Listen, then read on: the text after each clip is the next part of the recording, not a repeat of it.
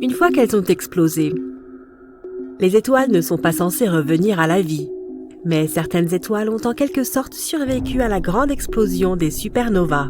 Ces étoiles zombies sont plutôt rares. Les scientifiques en ont trouvé une très grosse appelée LP40-365. C'est une naine blanche partiellement consumée. Une naine blanche est une étoile qui a brûlé tout son hydrogène, lequel était auparavant son combustible nucléaire. Dans ce cas, l'explosion finale n'était peut-être pas assez puissante pour détruire l'étoile, ce qui explique qu'une partie de la matière ait survécu. Une autre de ces étoiles zombies est une ancienne naine blanche ou un résidu d'explosion qui a englouti tellement de matière d'une autre étoile qu'étonnamment, elle a explosé de nouveau.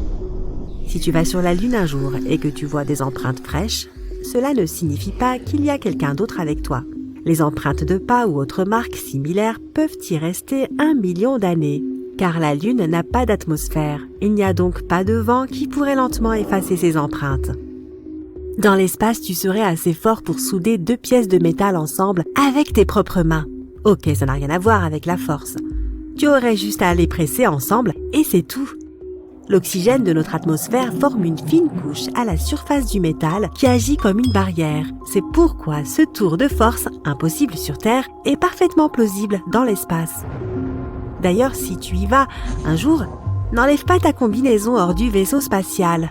L'air dans tes poumons se dilaterait, ainsi que l'oxygène se trouvant dans tout ton corps, et tu gonflerais comme un ballon. Bonne nouvelle, la peau est suffisamment élastique pour t'empêcher d'exploser. Maigre consolation. Si tu regardes un film émouvant dans l'espace et que tu te mets à pleurer, tes larmes ne couleront pas. Elles s'accumuleront autour de tes globes oculaires, tes yeux deviendront trop secs et tu auras l'impression qu'ils brûlent. Tout liquide à la surface de ton corps s'évaporera, y compris la salive sur ta langue. En parlant de brûler, on ne peut pas faire de feu dans l'espace car il se nourrit d'oxygène et comme il n'y en a pas dans l'espace, si un incendie se déclare dans une navette, il suffit de couper le système de ventilation. Cela deviendrait plus compliqué si de la fumée se produisait et que certains matériaux fondaient dans des conditions de gravité réduites. Les extincteurs à mousse ordinaires que nous utilisons sur Terre sont d'ailleurs inutiles ici, car ils libèrent de la mousse de manière disparate. Des chercheurs sont en train de mettre au point un extincteur qui éteindrait les incendies en utilisant des ondes sonores. Plus l'intensité du son est élevée, plus il peut éteindre de grandes flammes, mais les astronautes risquent de devenir sourds si la fréquence est trop élevée. Un trou noir n'est pas un monstre affamé qui se balade et à la gravité duquel rien ne peut échapper. Lorsqu'une chose s'approche du point de non-retour, que nous appelons aussi l'horizon des événements, elle disparaît sans jamais revenir en arrière. Mais selon la physique quantique, rien ne peut véritablement être réduit à néant. Il s'agit donc d'un paradoxe. C'est Stephen Hawking qui a pensé que les trous noirs n'avaient pas vraiment d'horizon des événements. Peut-être ont-ils des horizons apparents qui emprisonnent les choses pendant un certain temps et que l'énergie piégée finit par s'échapper sous une forme différente. Lorsqu'un objet entre dans un trou noir, il change de forme et s'étire comme un spaghetti. Cela se produit parce que la forme gravitationnelle tente d'étirer un objet dans une direction tout en le comprimant dans une autre. Autre paradoxe. D'ailleurs, un trou noir aussi gros qu'un atome a la masse d'une énorme montagne. Il y en a un au centre de la Voie lactée qui s'appelle Sagittarius A. Il a une masse équivalente à 1 milliard de soleils, mais heureusement, il est très loin de nous. Plus de 23 000 débris spatiaux plus gros qu'une balle de baseball flottent au-dessus de notre planète en se déplaçant à plus de 28 000 km/h. Et il y en a environ 500 000 qui ont la taille d'une bille. Les déchets spatiaux sont généralement des débris composés de particules naturelles appelées météoroïdes et de particules artificielles, comme celles que nous fabriquons sur Terre. Les météoroïdes tournent en orbite autour du Soleil, alors que la majorité des débris d'origine humaine sont en orbite autour de la Terre. Nous avons lancé environ 9000 engins spatiaux de par le monde, satellites ou fusées. Même les plus petits morceaux peuvent endommager un engin spatial avec des vitesses aussi élevées.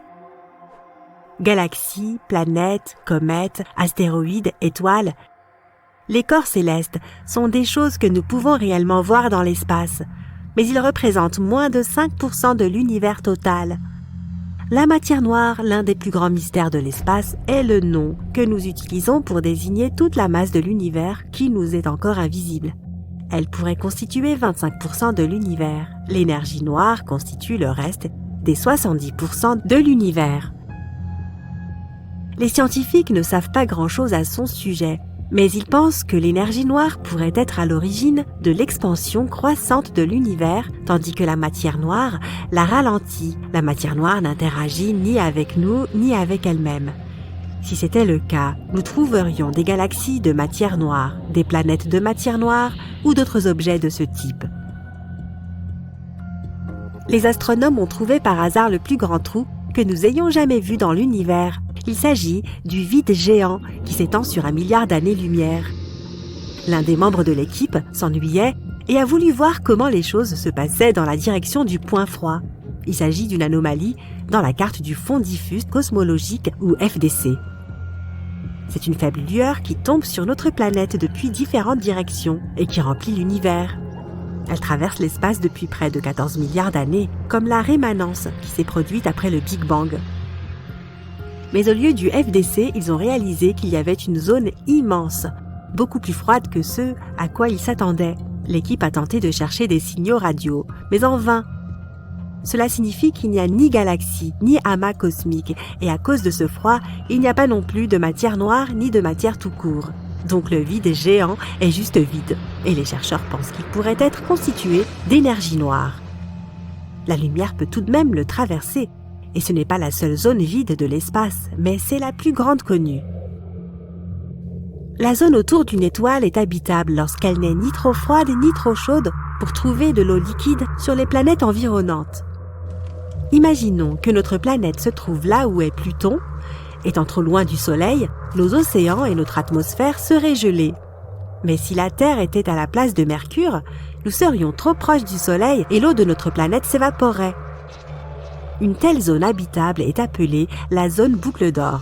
C'est là où se trouvent les planètes potentiellement capables d'héberger la vie à leur surface. Mais Europe, une des lunes de Jupiter, brise cette règle. Elle est en dehors de la zone habitable, mais elle est quand même suffisamment chaude. Pas directement grâce au Soleil, mais grâce à Jupiter et ses lunes qui pompent leur énergie en direction d'Europe. Cette dernière change de forme quand elle tourne autour de Jupiter, un peu comme les marées qui montent et descendent sur notre planète. L'eau sur Terre change de forme en réponse à la force de marée lunaire. Quand cela se produit avec un objet solide, cela crée une tension chez ce dernier, pompant ainsi de l'énergie vers lui. C'est comme jouer au tennis. À chaque fois que tu frappes la balle, elle se déforme et s'échauffe. La surface d'Europe est gelée, mais il y a des fissures dans la glace. On peut voir des crêtes dans cette glace, là où il y a des fissures.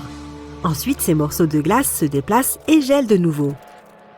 Tu verrais une chose similaire si tu pouvais survoler l'océan Arctique en hiver. D'immenses couches de glace se brisent et regèlent constamment. Donc, Europe ne peut pas être complètement gelée. Les scientifiques pensent qu'il pourrait y avoir un océan d'eau liquide sous sa surface glacée. Europe n'est d'ailleurs pas la seule lune concernée. Une autre lune de Jupiter, Io, est également chaude à cause de cette même force, mais elle contient également des volcans qui sont constamment en éruption. Le Soleil n'est donc pas le seul à réchauffer les corps spatiaux et à leur fournir de l'énergie. De nombreux experts s'accordent à dire que l'univers pourrait toucher à sa fin d'ici 3 à 22 milliards d'années. Il est en expansion constante, ce qui signifie qu'il s'est formé à partir d'un état compact. S'il a un début, il aura probablement aussi une fin. Une théorie populaire affirme que son expansion va ralentir et que la gravité reprendra le dessus et le fera rétrécir, menant tout au chaos le plus complet. Galaxies, étoiles, planètes et corps célestes entreront en collision et se détruiront les uns les autres.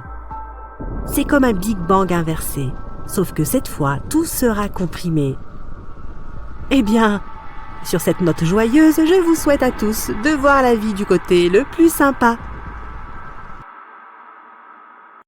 Beaucoup de gens aimeraient voler dans l'espace. La pesanteur, la vue imprenable sur la Terre d'un côté et la zone noire incroyablement effrayante de l'autre.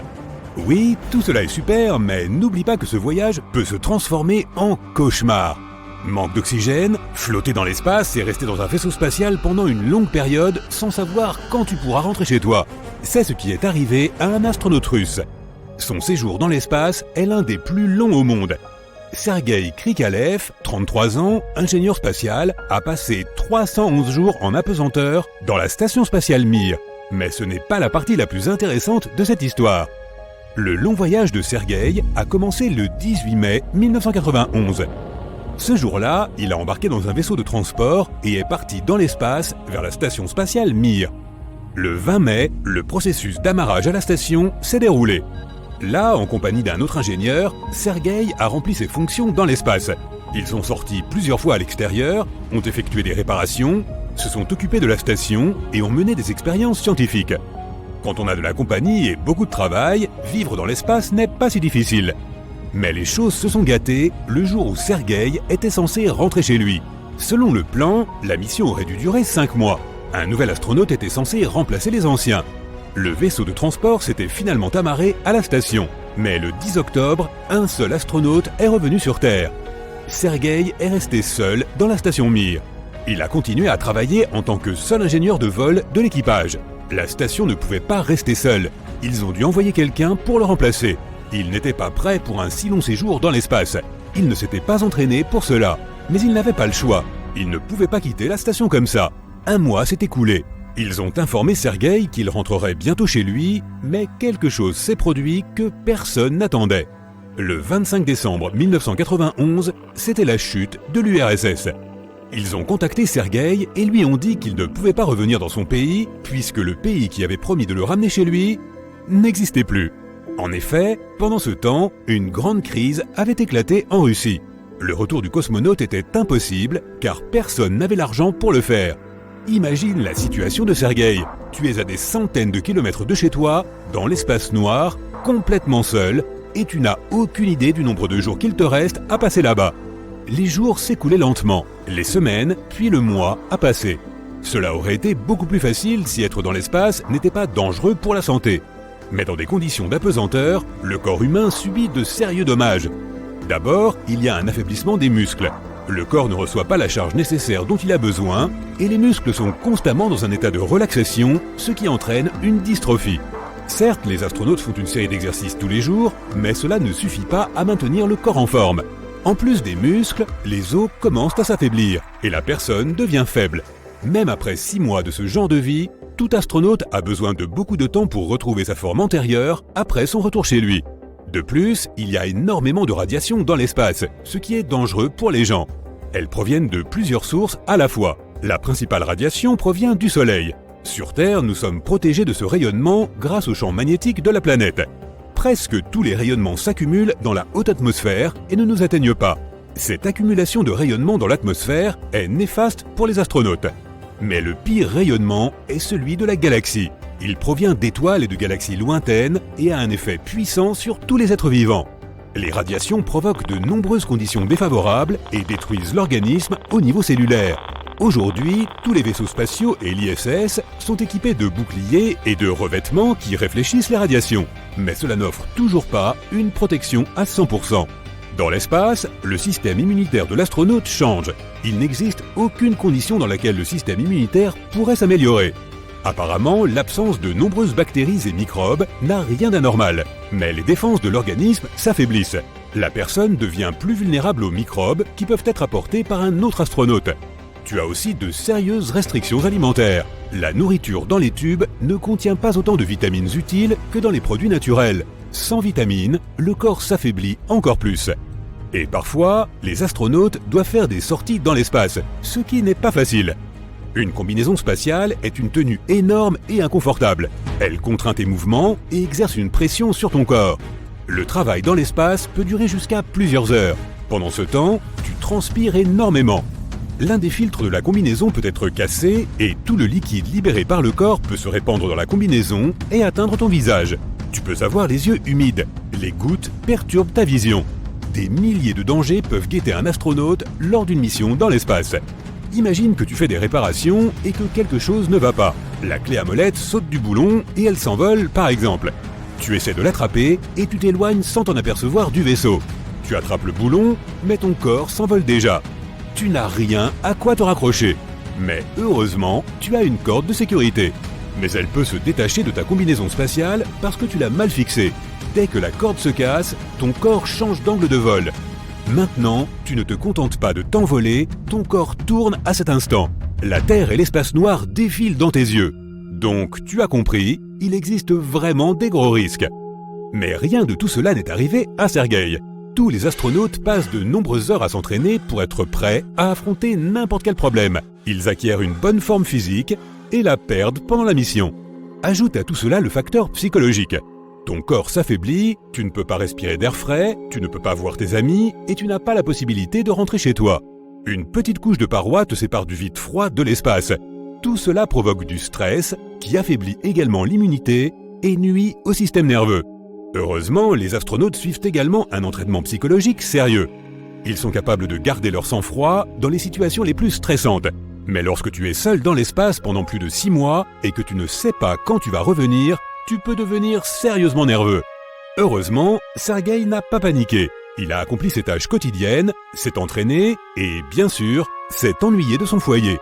1 mois plus tard, il a reçu la même réponse. « Nous ne pouvons pas encore te faire revenir. Le pays est dans une situation difficile. » Il se sentait plus mal chaque jour. Ses forces le quittaient. Il n'était pas sûr de pouvoir survivre. Le plus intéressant est que la station avait une capsule développée pour retourner sur Terre. Mais Sergueï ne l'a pas utilisée car personne n'aurait alors fait tourner la station. La Russie a vendu les postes de la station à d'autres pays. Ils espéraient aussi vendre Mir. Sergueï devait donc continuer à faire fonctionner la station. La mission de Sergueï a duré 2 fois plus longtemps que prévu. Par conséquent, il a passé 10 mois ou 311 jours dans l'espace et a établi un record mondial. Pendant cette période, il a fait environ 5000 fois le tour de la Terre. Et enfin, il a reçu le message tant attendu. Il rentrait à la maison. L'Allemagne avait payé environ 24 millions de dollars pour un billet vers la station. Ils allaient remplacer l'astronaute. Krikalev est monté dans la capsule et s'est envolé vers la Terre. Beaucoup de gens attendaient son retour ici. Le cosmonaute a atterri et tout le monde s'est précipité pour l'aider. Il avait l'air très maigre, en sueur et épuisé. 4 hommes l'ont aidé à sortir de la capsule. Ils l'ont aidé à se maintenir debout, lui ont donné un manteau de fourrure et lui ont apporté un bol de bouillon. On pourrait imaginer qu'un vol pareil laisserait une empreinte sur sa vie à jamais. Mais le cosmonaute était d'excellente humeur. 2 ans plus tard, il est retourné dans l'espace et est devenu le premier cosmonaute russe à voler sur une navette de la NASA. Et 2 ans plus tard, il a été l'un des premiers à vivre sur l'ISS. En 2005, il a effectué son 6e et dernier vol. Il est allé à l'ISS où il a passé environ 6 mois, après quoi il est rentré chez lui à bord de la navette. Après ce vol, il a établi un record mondial pour la durée totale de séjour dans l'espace, soit 803 jours. Seulement 10 ans plus tard, quelqu'un a réussi à battre ce record. Mais c'est une autre histoire. On dit que quelque part, il y a un stylo qui peut fonctionner en apesanteur, à des températures extrêmes et même sous l'eau. Que ce stylo peut écrire sur quasiment toutes les surfaces, même à l'envers, et ce par des températures pouvant atteindre les 300 degrés. On dit aussi que la NASA a dépensé des millions voire des milliards de dollars et presque une décennie pour développer un tel objet. Le problème des stylos à billes dans l'espace est qu'ils ne fonctionnent pas dans les conditions d'apesanteur. L'encre ne peut pas s'écouler vers la bille normalement, puisque la gravité ne l'affecte pas. Au lieu de cela, une pression est appliquée au réservoir d'encre et les stylos se mettent à fuir. Jusqu'à récemment, la NASA utilisait donc des crayons à papier. Ceux-ci étant composés de bois, ils représentaient un risque d'incendie dans la plupart des vaisseaux spatiaux de l'époque, dont l'atmosphère interne était composée à 100 degrés d'oxygène. La nécessité d'un super stylo était donc évidente. Mais quoi qu'en disent les rumeurs, la NASA n'a pas créé un tel stylo, ni dépensé une fortune pour la recherche. Son développement a été sponsorisé par Paul C. Fisher de la Fisher Pen Company, basée à Chicago. Plus d'1 million de dollars et près de 10 ans ont été nécessaires pour mettre au point une cartouche d'encre pressurisée. Elle devait permettre aux stylos spatiaux de fonctionner en gravité zéro et dans d'autres conditions extrêmes.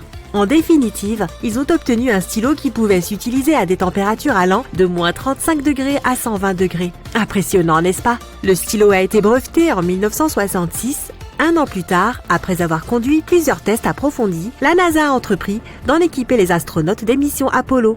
Étonnamment, les rumeurs selon lesquelles la NASA a dépensé une somme démentielle pour le développement de stylos spatiaux circulent depuis des décennies. Elles ont été démenties à de nombreuses reprises, mais elles refont surface encore et encore. De nombreux films de science-fiction peuvent te laisser penser que tout ce qui se passe dans l'espace est accompagné d'un genre d'effet sonore, ce qui est une idée reçue totalement fausse. Dans l'espace, personne ne t'entend crier. Tu sais pourquoi? Parce qu'il n'y a pas d'air dans l'espace. C'est un vide presque parfait qui rend le déplacement des ondes sonores impossible. Elles ne peuvent donc pas atteindre tes tympans et les faire vibrer afin d'envoyer les signaux nécessaires à ton cerveau. Mais c'est une bonne chose, surtout pour les astronautes au cours de leur sortie dans l'espace. Sans le calme du vide spatial, ils seraient constamment submergés par le bruit des tempêtes solaires. Voici une autre idée reçue. Toutes les comètes ont de belles et longues queues. Ce n'est rien d'autre qu'un mythe populaire. En réalité, les comètes sont des corps spatiaux très difficiles à repérer. Elles passent généralement beaucoup de temps loin des étoiles. Là, dans l'obscurité de l'espace, elles restent plutôt inactives et complètement gelées. Les comètes n'ont une queue que lorsqu'elles se rapprochent d'une étoile. C'est à ce moment-là qu'elles commencent à se réchauffer. Ce processus les conduit à développer une sorte d'atmosphère nuageuse qu'on appelle coma et une queue distinctive. La queue pointe toujours du côté opposé de l'étoile qui influence la comète car elle est poussée dans la direction opposée par le rayonnement et les vents solaires. C'est pourquoi la queue peut aussi se trouver devant la comète et non à sa suite. Voyons maintenant ce qu'est une année-lumière. Le nom même de cette notion peut laisser entendre que nous parlons de temps. Mais en réalité, les années-lumière sont une unité de distance. La définition de la NASA d'une année-lumière est la suivante. La distance totale qu'un faisceau de lumière se déplaçant en ligne droite parcourt en 1 an.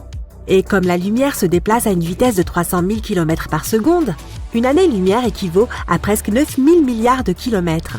Les gens croient souvent qu'on expérimente la gravité zéro dans l'espace, d'où la pesanteur qu'éprouvent les astronautes dans la Station spatiale internationale. Mais ce n'est pas tout à fait vrai. La gravité est l'une des forces les plus importantes qui existent dans l'univers. Grâce à elle, la Lune peut tourner autour de la Terre et le Soleil ne dérive pas loin de notre galaxie, la Voie lactée. Les astronautes de l'ISS ne subissent pas une gravité nulle, mais une microgravité.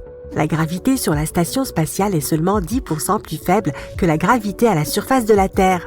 Mais les astronautes sont constamment en chute libre. Le véhicule spatial, les personnes qui s'y trouvent et tous les objets à bord tombent sans cesse vers l'avant, pas vers le bas, mais autour de notre planète, en suivant une orbite spécifique.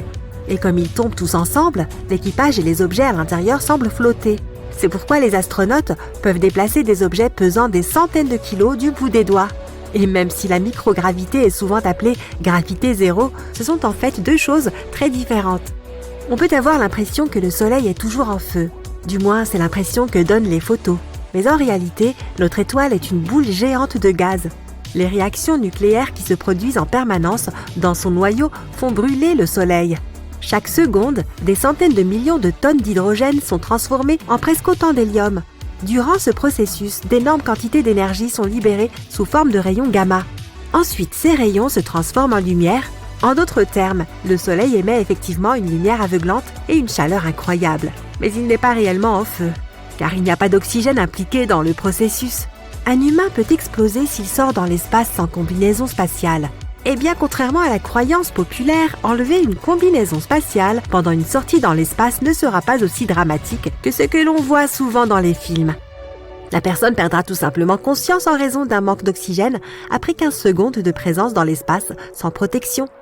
Avant que cela n'arrive, il lui faudra expirer autant d'air que possible, sinon cet oxygène endommagera ses poumons de l'intérieur. Ensuite, sans la protection de la combinaison spatiale, qui agit comme un mini-vaisseau spatial, la pression à l'intérieur de son corps va chuter. Cela provoquera des problèmes encore plus graves. Et même si cette personne n'éclatera certainement pas, elle n'aura pas intérêt à rester dehors trop longtemps. On entend souvent dire que les trous noirs sont de gigantesques et terrifiants aspirateurs cosmiques. Mais en réalité, les trous noirs sont plutôt de l'ordre du piège à mouches. Ils ne sont pas en quête permanente de choses à aspirer. Au lieu de ça, ils restent plantés là, assez passivement. Ce n'est que lorsqu'une étoile s'approche trop près qu'un trou noir entre en action. Et encore, seuls les objets spatiaux qui franchissent une certaine frontière se font déchiqueter. Si le Soleil était soudainement remplacé par un trou noir, l'orbite de la Terre ne changerait pas. Par contre, sa température serait différente. Notre planète ne serait plus affectée par les tempêtes magnétiques ou les vents solaires. Supposons que ce trou noir ait la même masse que notre étoile. Selon les lois de la physique, il faudrait que la Terre s'approche vraiment très près pour y être entraînée. La légende de la face sombre de la Lune a été démystifiée il y a plus de 50 ans. Pourtant, tout le monde ne sait pas que cette face sombre est simplement la partie du satellite naturel de la Terre qui est orientée du côté opposé. Elle n'est en aucun cas plus sombre que le reste de la Lune, et la lumière du Soleil parvient de manière égale sur l'ensemble de la surface lunaire. Si elle semble plus sombre, c'est uniquement car nous ne pouvons jamais la voir depuis la Terre. Ceci est le résultat d'un phénomène connu sous le nom de rotation synchrone. Au cours de milliards d'années d'histoire spatiale, le lien gravitationnel entre notre planète et son satellite naturel a modifié leurs orbites. Leur vitesse de déplacement a également changé. Et comme la Terre est bien plus volumineuse que la Lune, la rotation du satellite a été progressivement ralentie, jusqu'au moment où elle a atteint son point d'équilibre. Et aujourd'hui, il faut le même temps à la Lune pour faire une rotation complète sur son axe et pour effectuer une orbite complète autour de la Terre. Tu as peut-être entendu des gens parler de Vénus comme de la jumelle de la Terre. Il est vrai que ces deux planètes ont presque la même taille. Elles ont aussi une masse et une composition similaires. La gravité à la surface de Vénus équivaut à 91% de celle de la Terre. Donc si tu pèses 45 kg sur notre planète, tu en pèserais 40 sur Vénus. Et pourtant, qualifier ces planètes de jumelles est très exagéré. L'atmosphère de Vénus est 100 fois plus épaisse que celle de la Terre. De plus, les températures à sa surface sont incroyablement élevées. Jusqu'à 455 degrés. C'est assez chaud pour faire fondre le plomb ou carboniser ta pizza. Vénus n'a pas d'océan rempli d'eau liquide ni aucune forme de vie. Elle tourne aussi à l'envers par rapport à toutes les autres planètes du système solaire, y compris la Terre. À propos, un autre mythe prétend que Mercure est la planète la plus chaude du système solaire. Après tout, c'est la planète la plus proche du Soleil. Mais en réalité, Vénus est plus chaude. Les astéroïdes frappent la Terre beaucoup plus souvent que les gens ont tendance à le croire. Mais la grande majorité de ces collisions sont loin d'être le genre d'événements cataclysmiques capables de faire basculer l'histoire, provoquant par exemple une extinction massive. La plupart d'entre eux passent complètement inaperçus. La plupart des astéroïdes qui s'approchent de notre planète sont qualifiés d'objets géocroiseurs. Ils se consument généralement dans l'atmosphère terrestre avant d'avoir la moindre chance d'anéantir la vie à la surface de la planète. Non qu'ils soient d'ailleurs assez gros pour y parvenir. Et pourtant, environ 40 à 80 tonnes de débris spatiaux tombent sur la Terre chaque année. La plupart de ces débris sont de minuscules astéroïdes, aussi appelés bolides. Ils ne font généralement pas plus de 20 mètres de diamètre. Tu penses peut-être que la Terre est massive, mais le Soleil représente près de 99,9% de la masse de tout le système solaire. Le reste de cette masse est constitué par les planètes et leurs satellites, les astéroïdes, les comètes, le gaz et la poussière. Le Soleil se trouve à environ 150 millions de kilomètres de notre planète, mais il nous tient chaud tous les jours. Sa température est d'environ 5500 degrés Celsius, mais l'espace qui l'entoure est toujours froid comme la glace. Pour comprendre cela, il faut faire la distinction entre la chaleur et la température. La chaleur est l'énergie qui se trouve à l'intérieur d'un objet. La température est ce qui nous indique si cet objet est chaud ou froid. Lorsque la chaleur est transférée depuis cet objet, la température augmente. Lorsque l'objet perd de la chaleur, sa température diminue. La chaleur peut être transférée de 3 façons différentes. Le Soleil le fait par rayonnement. Cela signifie qu'il dégage de la chaleur sous forme de lumière. Ton corps dégage aussi de la chaleur, sous forme d'ondes infrarouges. C'est pourquoi les caméras thermiques peuvent détecter ta présence dans une pièce, même la nuit. Plus l'objet est chaud, plus il dégage de chaleur. La température n'affecte que la matière. Puisque l'espace est principalement du vide, il ne contient pas assez de particules pour que la chaleur puisse être transférée autrement que par rayonnement. Lorsque la chaleur provenant du Soleil arrive sur un objet, les atomes commencent à absorber de l'énergie. Mais la chaleur ne peut pas être transférée car il n'y a pas de matière dans l'espace. Ces rares atomes et molécules se trouvant dans l'espace absorberont la chaleur. Et ils resteront simplement ainsi, tandis que le vide froid restera froid. Il y a beaucoup de matière dans l'atmosphère de la Terre. Donc l'énergie du Soleil peut s'y transférer facilement. Mais si tu mets un objet hors de l'atmosphère terrestre en plein Soleil, il finira par être chauffé à 121 degrés Celsius, car c'est une matière composée d'atomes et de molécules. La température du vide est de moins 270 degrés Celsius. Cela signifie que selon l'endroit où tu te trouves, l'espace peut soit te brûler, soit te geler. Le Soleil n'est pas vraiment jaune. Il émet de la lumière sur une large gamme de longueurs d'onde. Nous pouvons déterminer sa température et sa couleur par le pic de son spectre. Par exemple, les étoiles plus froides seront rouges et les étoiles plus chaudes seront bleues. Entre les deux, des étoiles jaunes, oranges et blanches. En ce qui concerne le Soleil, le spectre culmine à une longueur d'onde que nous définissons généralement comme verte. Mais notre œil l'aperçoit différemment. Ainsi, cette nuance de vert, combinée à d'autres longueurs d'onde du spectre, va paraître blanche à l'œil humain. Nous percevons généralement le Soleil comme étant jaune, car notre atmosphère diffuse la lumière bleue plus efficacement que la rouge. Pendant le lever et le coucher du Soleil, il y a plus de lumière rouge dans le spectre du Soleil, ce qui nous donne des couleurs chatoyantes. Les taches solaires sont des parties de la surface visible du Soleil qui sont en moyenne beaucoup plus froides que le Soleil lui-même. Elles se superposent à des parties qui ont un champ magnétique accru. Ces parties ne permettent pas la libération de la chaleur vers la surface visible du Soleil. Ainsi, le reste de la surface du Soleil est 3 fois plus lumineux que ces taches solaires. Ce contraste les fait paraître presque noirs. Si nous pouvions séparer une tache solaire du Soleil et la placer quelque part dans le ciel nocturne, elle serait différente, aussi brillante que la Lune lorsque nous la voyons depuis la Terre. Toutes les planètes de notre système solaire tournent dans la même direction, car elles se sont formées à partir d'un seul nuage protoplanétaire, à l'exception d'Uranus et de Vénus. Elles ont probablement subi un fort impact qui les a fait tourner dans la direction opposée. Mais c'est différent avec les galaxies.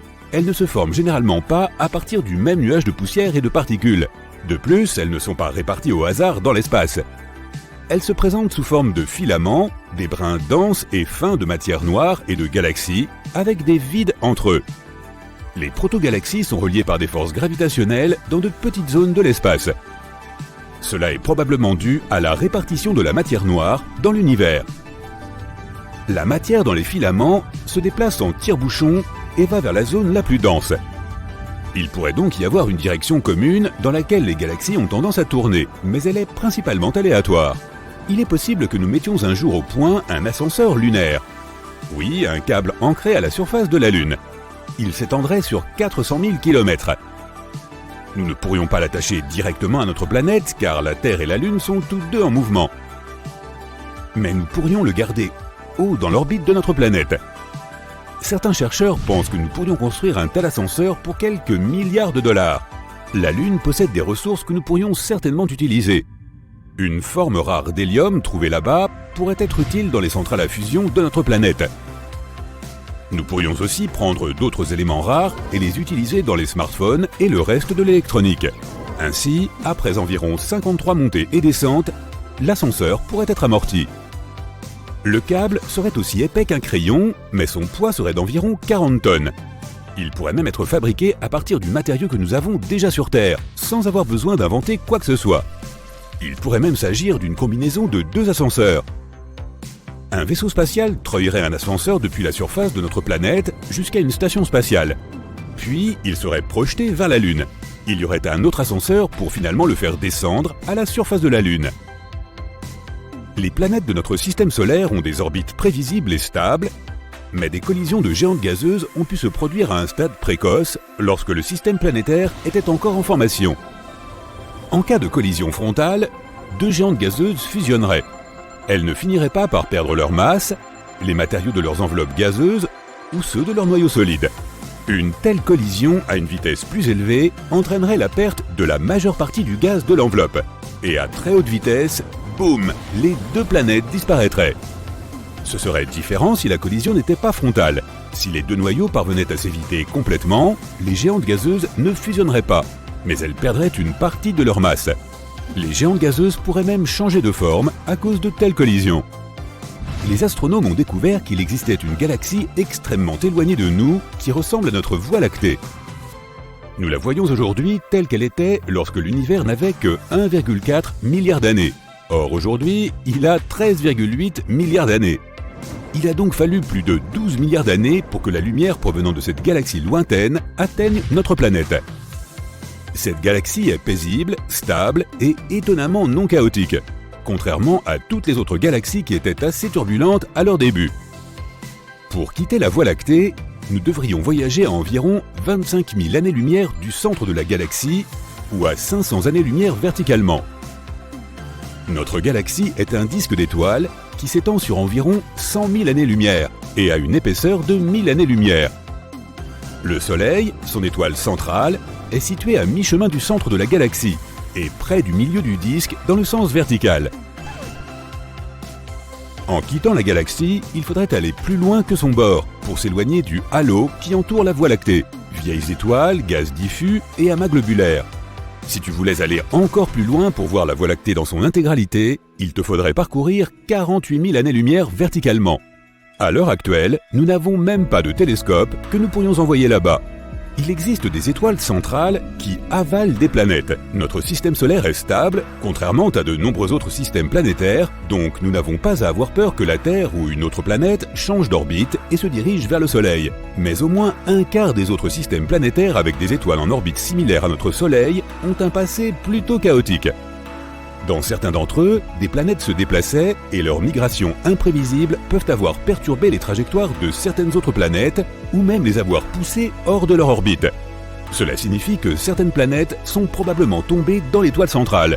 Lorsque cela se produit, la planète se dissout dans la couche externe de l'étoile, ce qui signifie qu'elle est avalée. Tu tombes directement au cœur du trou noir et tu te prépares à une triste fin. Eh bien, ce n'est pas si sûr. Tomber dans un trou noir ne te tuera pas forcément, ni ne détruira ton vaisseau spatial. Mais tu devras choisir un trou noir de grande taille pour espérer survivre. Si tu tombes dans un petit trou noir, son horizon des événements est trop étroit, et la gravité augmente à chaque centimètre vers le bas. Donc si tu mets ton bras en avant, la gravité au niveau de tes doigts sera beaucoup plus forte qu'au niveau de ton coude. Ta main va donc s'allonger, et tu ressentiras une certaine gêne, voire une atroce douleur. Mais ce n'est pas la même histoire si tu tombes dans un trou noir supermassif comme ceux qui se trouvent au centre des galaxies. Ils peuvent être des millions de fois plus lourds que le Soleil. Leur horizon des événements est large et la gravité n'y change pas aussi rapidement. La force que tu ressentiras sur tes talons et au sommet de ta tête sera donc à peu près la même et tu pourras aller jusqu'au cœur du trou noir. Et voilà, ce mythe a été déconstruit. Le suivant prétend que nous pouvons sauver la Terre d'un astéroïde géant en le faisant exploser avant. Le scénario est le suivant. Un vaisseau spatial atterrit à la surface de l'astéroïde.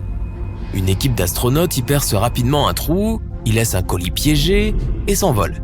Et puis, boum! L'astéroïde va effectivement se briser en plusieurs morceaux, mais va poursuivre sa course vers la Terre. De gros morceaux vont tomber sur notre surface, causant de gros dégâts. La mission est un échec. Pour sauver la Terre, nous avons effectivement besoin d'un gros boom. Non pas à l'intérieur de l'astéroïde, mais juste au-dessus de sa surface. Lorsque le boom se produira, la force de l'explosion poussera l'astéroïde légèrement vers le bas. Même un léger changement de trajectoire serait suffisant pour que l'astéroïde passe au large de la Terre. Mission accomplie. Oh, et si on provoquait un gros boom sur un astéroïde, on ne pourrait pas en entendre le bruit. Dans les films, on entend toujours le bruit des vaisseaux spatiaux et des batailles dans l'espace. Mais ce n'est qu'un mythe. Le son est une onde qui se propage à cause des vibrations des molécules. Une personne applaudit à quelques mètres de toi.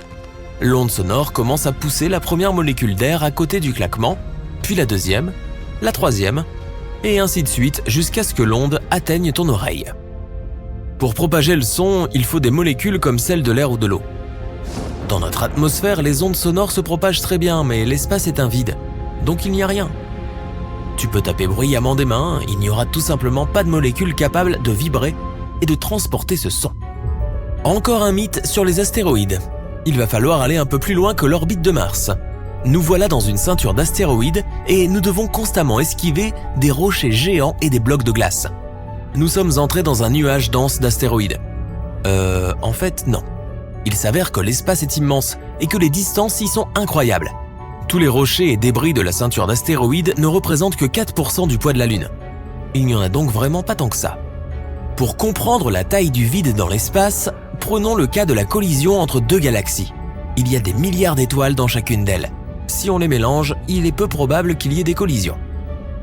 Un autre mythe est que la gravité nulle existe dans notre orbite. Imagine que tu sois dans une énorme boîte à 16 km dans les airs. Maintenant, on lâche la boîte et elle commence à tomber. Tu tombes en même temps que la boîte à la même vitesse. Et là, c'est comme si tu ressentais une gravité zéro. La même chose se produit en orbite. La Station spatiale internationale se trouve à 400 km au-dessus de la Terre. Et elle tombe continuellement, non pas sur la surface de la planète, mais autour d'elle, dans son orbite. Sa vitesse est d'environ 7,6 km par seconde. Elle pourrait traverser les États-Unis de la côte ouest à la côte est en seulement 8 minutes. Les astronautes y expérimentent la même chose. Ils tombent avec l'ISS à cette même vitesse. Maintenant, regardons la Lune. Elle ne nous montre toujours qu'une seule face. Cela signifie-t-il que la Lune a un côté sombre et que les rayons du Soleil n'y parviennent jamais? Non, c'est encore un mythe. Le fait est que la Lune est liée à la Terre par la gravitation. Il y a des jours et des nuits là-bas aussi. Mais il se trouve que cette rotation est parfaitement synchronisée avec celle de la Terre. Donc, quand tu regardes la Lune, tu n'en vois toujours qu'un seul côté. Bien qu'il y ait des jours où le Soleil y brille aussi, ce n'est pas la face cachée mais la face opposée. Nous avons même des photos de cet endroit. Et on y trouve l'un des plus grands cratères de tout notre système solaire, le bassin du pôle sud, Aitken. Il est aussi large que 2 fois le Texas. Un des mythes qui s'est avéré être faux est que les humains ne sont jamais allés sur la Lune. Voici la combinaison spatiale originale des premiers astronautes qui y sont allés. Regarde la semelle de la chaussure. Certaines personnes prétendent qu'il est impossible qu'ils aient pu laisser des empreintes comme celle-ci là-bas. En fait, si, c'est possible. Sur la Lune, les astronautes portaient des bottes supplémentaires par-dessus leur combinaison et leurs semelles correspondaient parfaitement aux empreintes de pas sur la Lune. Les astronautes ne les ont pas emportés quand ils ont quitté la Lune. Ils ont d'ailleurs laissé beaucoup de choses là-bas. Ils ont même arraché les accoudoirs des sièges dans le module lunaire pour réduire son poids. Aujourd'hui, le poids total des déchets humains sur la Lune est d'environ 187 tonnes, comprenant plusieurs rovers lunaires, des débris de vaisseaux spatiaux, des étages de fusées et des sondes lunaires. C'est l'équivalent de 3 Boeing 737. Le mythe suivant concerne l'été. Il stipule que la saison chaude arrive parce que la Terre se trouve à sa distance la plus proche du Soleil sur une année. Le Soleil réchaufferait alors davantage notre planète et viendrait le moment d'aller à la plage. Ce n'est pas vrai. Traçons un axe à travers notre planète. Elle est légèrement inclinée d'un côté. L'hiver arrive lorsque l'axe de notre planète est incliné loin du Soleil. Mais au fil du temps, l'axe s'incline vers l'étoile chaude. Ses rayons brillent alors sous un angle tel qu'il fait plus chaud. Il est vrai cependant que la Terre se trouve à différentes distances du Soleil selon la saison. C'est parce que notre orbite n'est pas un cercle parfait, mais légèrement aplati. Autrement dit, une ellipse. Normalement, la distance à notre étoile est d'environ 150 millions de kilomètres. Mais cette distance peut varier de 5 millions de kilomètres selon le point de notre orbite où nous nous trouvons. Un autre mythe sur le Soleil est qu'il est jaune. Allons voir de plus près pour le constater. Tu regardes par la fenêtre et... il est blanc. Le Soleil ne nous apparaît jaune qu'à travers le filtre de notre atmosphère. La composition de l'air et son épaisseur déforment la lumière de l'étoile. Toutefois, les étoiles existent bel et bien en différentes couleurs. Les étoiles plus froides ont des couleurs orange et rouge vive. Ce sont généralement de très vieilles étoiles, plus vieilles que notre Soleil. Mais les étoiles jeunes et très chaudes sont d'un bleu vif. Le Soleil se trouve à peu près au milieu de ce spectre. Tu as aussi entendu dire que si tu enlèves ta combinaison spatiale dans l'espace, tu vas exploser comme un ballon. Eh bien, nos corps sont conçus pour fonctionner sous la pression de l'atmosphère. Mais l'espace est un vide. Imagine un énorme tonneau en métal, duquel on a aspiré tout l'air qu'il contenait. Ajoute à cela une température de moins 270 degrés Celsius et tu obtiens les conditions de l'espace. Si tu te mets dans ces conditions, toutes les poches d'air de ton corps, comme tes poumons par exemple, commenceront à se dilater. Tu pourrais donc vraiment exploser comme un ballon si tes tissus n'étaient pas aussi élastiques. Mais ils s'étirent et se plient, si bien que tu gardes la forme de ton corps. Tu auras assez d'oxygène dans ton corps pour tenir environ 20 secondes. Ensuite, ton cerveau commencera à manquer d'oxygène et tu t'évanouiras. Tu n'exploseras donc pas et tu ne gèleras même pas, car tu seras dans le vide qui ne conduit pas la température. L'eau conduit très bien la température par exemple, si bien que tu en ressens le froid instantanément, tandis que tu te sens mieux dans l'air à la même température. Si tu es dans le vide de l'espace, la température très basse ne sera pas un problème pour toi. Le rayonnement solaire est bien pire. Sur Terre, nous avons un bouclier contre les radiations, sous la forme d'une atmosphère qui bloque les rayons nocifs. Dans l'espace, tu serais sans défense. Enfin, entre l'absence d'air, les températures froides et les radiations, tu n'auras vraiment plus que l'embarras du choix. Un autre mythe est lié au téléphone portable. Les gens pensent que lorsque tu composes le numéro de ton ami, ton téléphone envoie un signal dans l'espace, qu'il y a tout un tas de satellites qui captent ton signal et le reflètent comme un miroir directement dans le téléphone de ton ami. Non, ce n'est pas vrai. Toutefois, il existe dans le monde des téléphones satellites qui fonctionnent de cette façon. Mais lorsque tu passes un appel sur un téléphone cellulaire, ton signal est transmis par un système de tours cellulaires de l'une à l'autre jusqu'à ce qu'il atteigne le téléphone de ton ami. Nous sommes en septembre 1977. Tu joues sur l'une des premières consoles de jeux vidéo sorties en Amérique du Nord. Tu sors et tu vois tout le voisinage qui attend le lancement de Voyager 1. C'est une journée très ensoleillée, alors tu plisses un peu les yeux pour essayer de discerner ce qui se passe. Tu vis dans le quartier juste à côté de la station de lancement. Tu t'achètes à manger et tu regardes le Voyager décoller dans l'espace. Tu es tellement impressionné que tu décides de faire carrière à la NASA. 35 ans plus tard, tu es maintenant un haut fonctionnaire de la NASA, spécialisé dans la sonde Voyager 1. Nous sommes en 2012 et tu es assis dans la salle de contrôle avec tes collègues. Tout le monde regarde fixement son écran d'ordinateur en travaillant sur la sonde.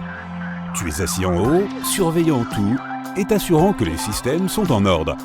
Ce jour est spécial car Voyager 1 est sur le point de sortir de l'héliosphère, qui est un mot scientifique pour désigner l'enveloppe extérieure de notre système solaire. C'est une bulle d'espace affectée par le vent solaire qui provient de notre astre. En 2021, la sonde s'est éloignée de 22,5 milliards de kilomètres de la Terre, ce qui équivaut à 153 unités astronomiques. Une unité astronomique est la distance entre le Soleil et la Terre. À l'origine, l'engin devait passer par Uranus, Saturne et Jupiter, et se projeter d'une planète à l'autre grâce à leur force gravitationnelle. Tout le monde attend impatiemment qu'ils sortent de l'héliosphère. 3, 2, 1, et il est officiellement sorti. Tous les systèmes fonctionnent correctement. Tu félicites ton équipe d'avoir fait un excellent travail. Avec Voyager 1 qui est allé si loin, il y a encore des tonnes d'endroits à explorer dans l'espace. Tu étais autrefois un jeune adulte qui regardait le lancement du vaisseau à l'extérieur de ton quartier et maintenant, tu es le principal responsable des opérations. 9 ans plus tard. Depuis que Voyager 1 a quitté l'héliosphère, tu le surveilles de temps en temps pour t'assurer que tous les systèmes et fonctions soient en ordre. Il a renvoyé des mesures du milieu interstellaire. Il s'agit de la zone située entre les étoiles de notre galaxie, composée de matériaux ionisés, c'est-à-dire plus simplement de molécules ou de substances. Le milieu interstellaire est un état de plasma chargé électriquement, ou plasma ionisé, et il est très instable. C'est comme passer d'un orage fort à une petite pluie calme en quelques secondes. Le plasma là-haut est différent du plasma sur Terre, dans le sens où il est difficile à filtrer. Il y a environ 1 atome par centimètre cube dans le milieu interstellaire. L'air que nous respirons sur Terre contient des milliards d'atomes. En mesurant le plasma dans le milieu interstellaire, nous pouvons mieux comprendre le comportement et la structure des produits chimiques et des gaz. Il est possible que l'oxygène que nous respirons sur Terre soit différent de celui de l'espace interstellaire. L'une de tes principales tâches est d'en apprendre davantage sur la façon dont le vent solaire et le milieu interstellaire interagissent entre eux pour créer l'héliosphère. Après avoir effectué des vérifications de routine et d'autres travaux d'entretien sur Voyager 1 depuis la salle de contrôle, tu remarques quelque chose d'étrange à l'écran. Tu es assis devant l'ordinateur, tu tritures les chiffres des vibrations du plasma et tu les convertis en un fichier audio d'environ 3 kHz. Tu cliques dessus et tu écoutes un bourdonnement subtil et étrange. Ton équipe et toi êtes surpris que ces vibrations se soient produites à une si petite fréquence. Étant donné que l'espace est massif, cela pourrait signifier la présence de vie sur d'autres planètes. Tous les autres membres de la station se précipitent dans la salle de contrôle pour écouter ce son venu de l'espace. Il est monotone et faible, mais il provient sans aucun doute de l'extérieur de l'héliosphère. Tu vérifies les chiffres encore et encore pour t'assurer qu'il ne s'agisse pas d'une coïncidence. Mais c'est bien réel. Tu t'assures que ton équipe ne révèle rien à personne de l'extérieur avant que tout ne soit clairement déterminé. Tu passes en mode bourreau de travail et tu essaies de capter le son à nouveau. Et il est encore là. Tu n'arrives pas à dormir car tu réfléchis à ce qui pourrait produire ce bourdonnement. Quelques jours passent et le son est assez constant. S'il y avait une vie là-bas qui essayait de communiquer avec toi, alors elle aurait sûrement dit quelque chose qui puisse être déchiffré. Tu analyses à nouveau les fichiers audio en essayant de voir s'il s'agit d'une langue phonétique que tu ne connais pas. Tu fais appel à une linguiste pour voir si elle peut en tirer quelque chose. Ton équipe et toi vous rassemblez autour d'elle, attendant impatiemment des réponses. Au bout d'un moment, Elle pense qu'il y a peut-être quelqu'un là-bas qui communique avec nous. Mais la seule façon de le savoir est de leur renvoyer quelque chose. Tu organises une réunion avec ton équipe et tu essaies de trouver quel message vous pourriez envoyer. Après avoir beaucoup réfléchi et bu beaucoup de café, tu décides de leur envoyer la phrase suivante « Qui êtes-vous » Tu envoies le signal par l'intermédiaire de Voyager 1 et tu attends tout changement dans le bourdonnement. Mais tu ne reçois rien dans l'immédiat. Cela peut prendre un certain temps avant d'avoir une réponse. Tu attends toute la nuit et toujours rien. Tu commences à croire qu'il n'y a rien là-bas. Pendant les 2 jours suivants, tu continues d'envoyer des phrases à la recherche d'une réaction à capter. Comme l'espace est un vide, les ondes sonores ne peuvent pas s'y déplacer. Donc envoyer des messages vocaux sur un haut-parleur géant ne fonctionnerait pas. Tu localises la source du bourdonnement et la vises quand tu envoies le fichier audio. Chaque jour, tu envoies quelque chose de différent. Malgré tout, tu n'as aucune nouvelle d'eux pendant une semaine. Il semble que la vie intelligente dans un monde lointain ne soit pas réelle. Les zones situées entre les systèmes stellaires d'une galaxie ne sont pas nécessairement un vide complet. C'est là que se trouve le milieu interstellaire. Il contient des gaz, de la poussière et des rayons cosmiques qui sont des particules d'énergie. Après de nombreux mois d'enregistrement de ce bourdonnement constant, tu essaies toujours de comprendre ce qui se passe. Tu es assis là, te rappelant le moment où la sonde Voyager a été lancée pour la première fois. Tu te souviens avoir couru dehors après avoir joué à tes jeux vidéo. Tu ne pouvais pas voir correctement à cause du soleil et... Tu te fiches sur place et tu as un éclair de génie. Tu consultes tes notes prises dans le passé. La réponse était sous tes yeux pendant tout ce temps. De temps en temps, le Soleil envoie une explosion d'énergie qui fait vibrer le plasma de l'espace interstellaire. Les scientifiques peuvent mesurer la fréquence des ondes lorsque le plasma vibre pour montrer à quel point elles sont proches les unes des autres. Et le jour où le bourdonnement a été émis, il y avait des fréquences irrégulières provenant du Soleil. Donc ce bourdonnement pourrait être le plasma vibrant de façon bizarre à cause des éruptions solaires. Mais ces vibrations à basse fréquence durent plus longtemps que ces sauts et ces pics rapides. Elles sont aussi plus faibles. Tu refais les tests et tu découvres que ce ne sont pas des formes de vie intelligentes qui essaient de te parler. Ce sont les petites vibrations causées par les éruptions solaires. Tu informes ton équipe de cette percée et tout le monde fait la fête. Mais après tous ces tests et toutes ces recherches, tu ne sais toujours pas pourquoi le plasma du milieu interstellaire vibre de cette façon. Ces réponses devront attendre. 2027. Cela fait 50 ans que Voyager 1 a été lancé.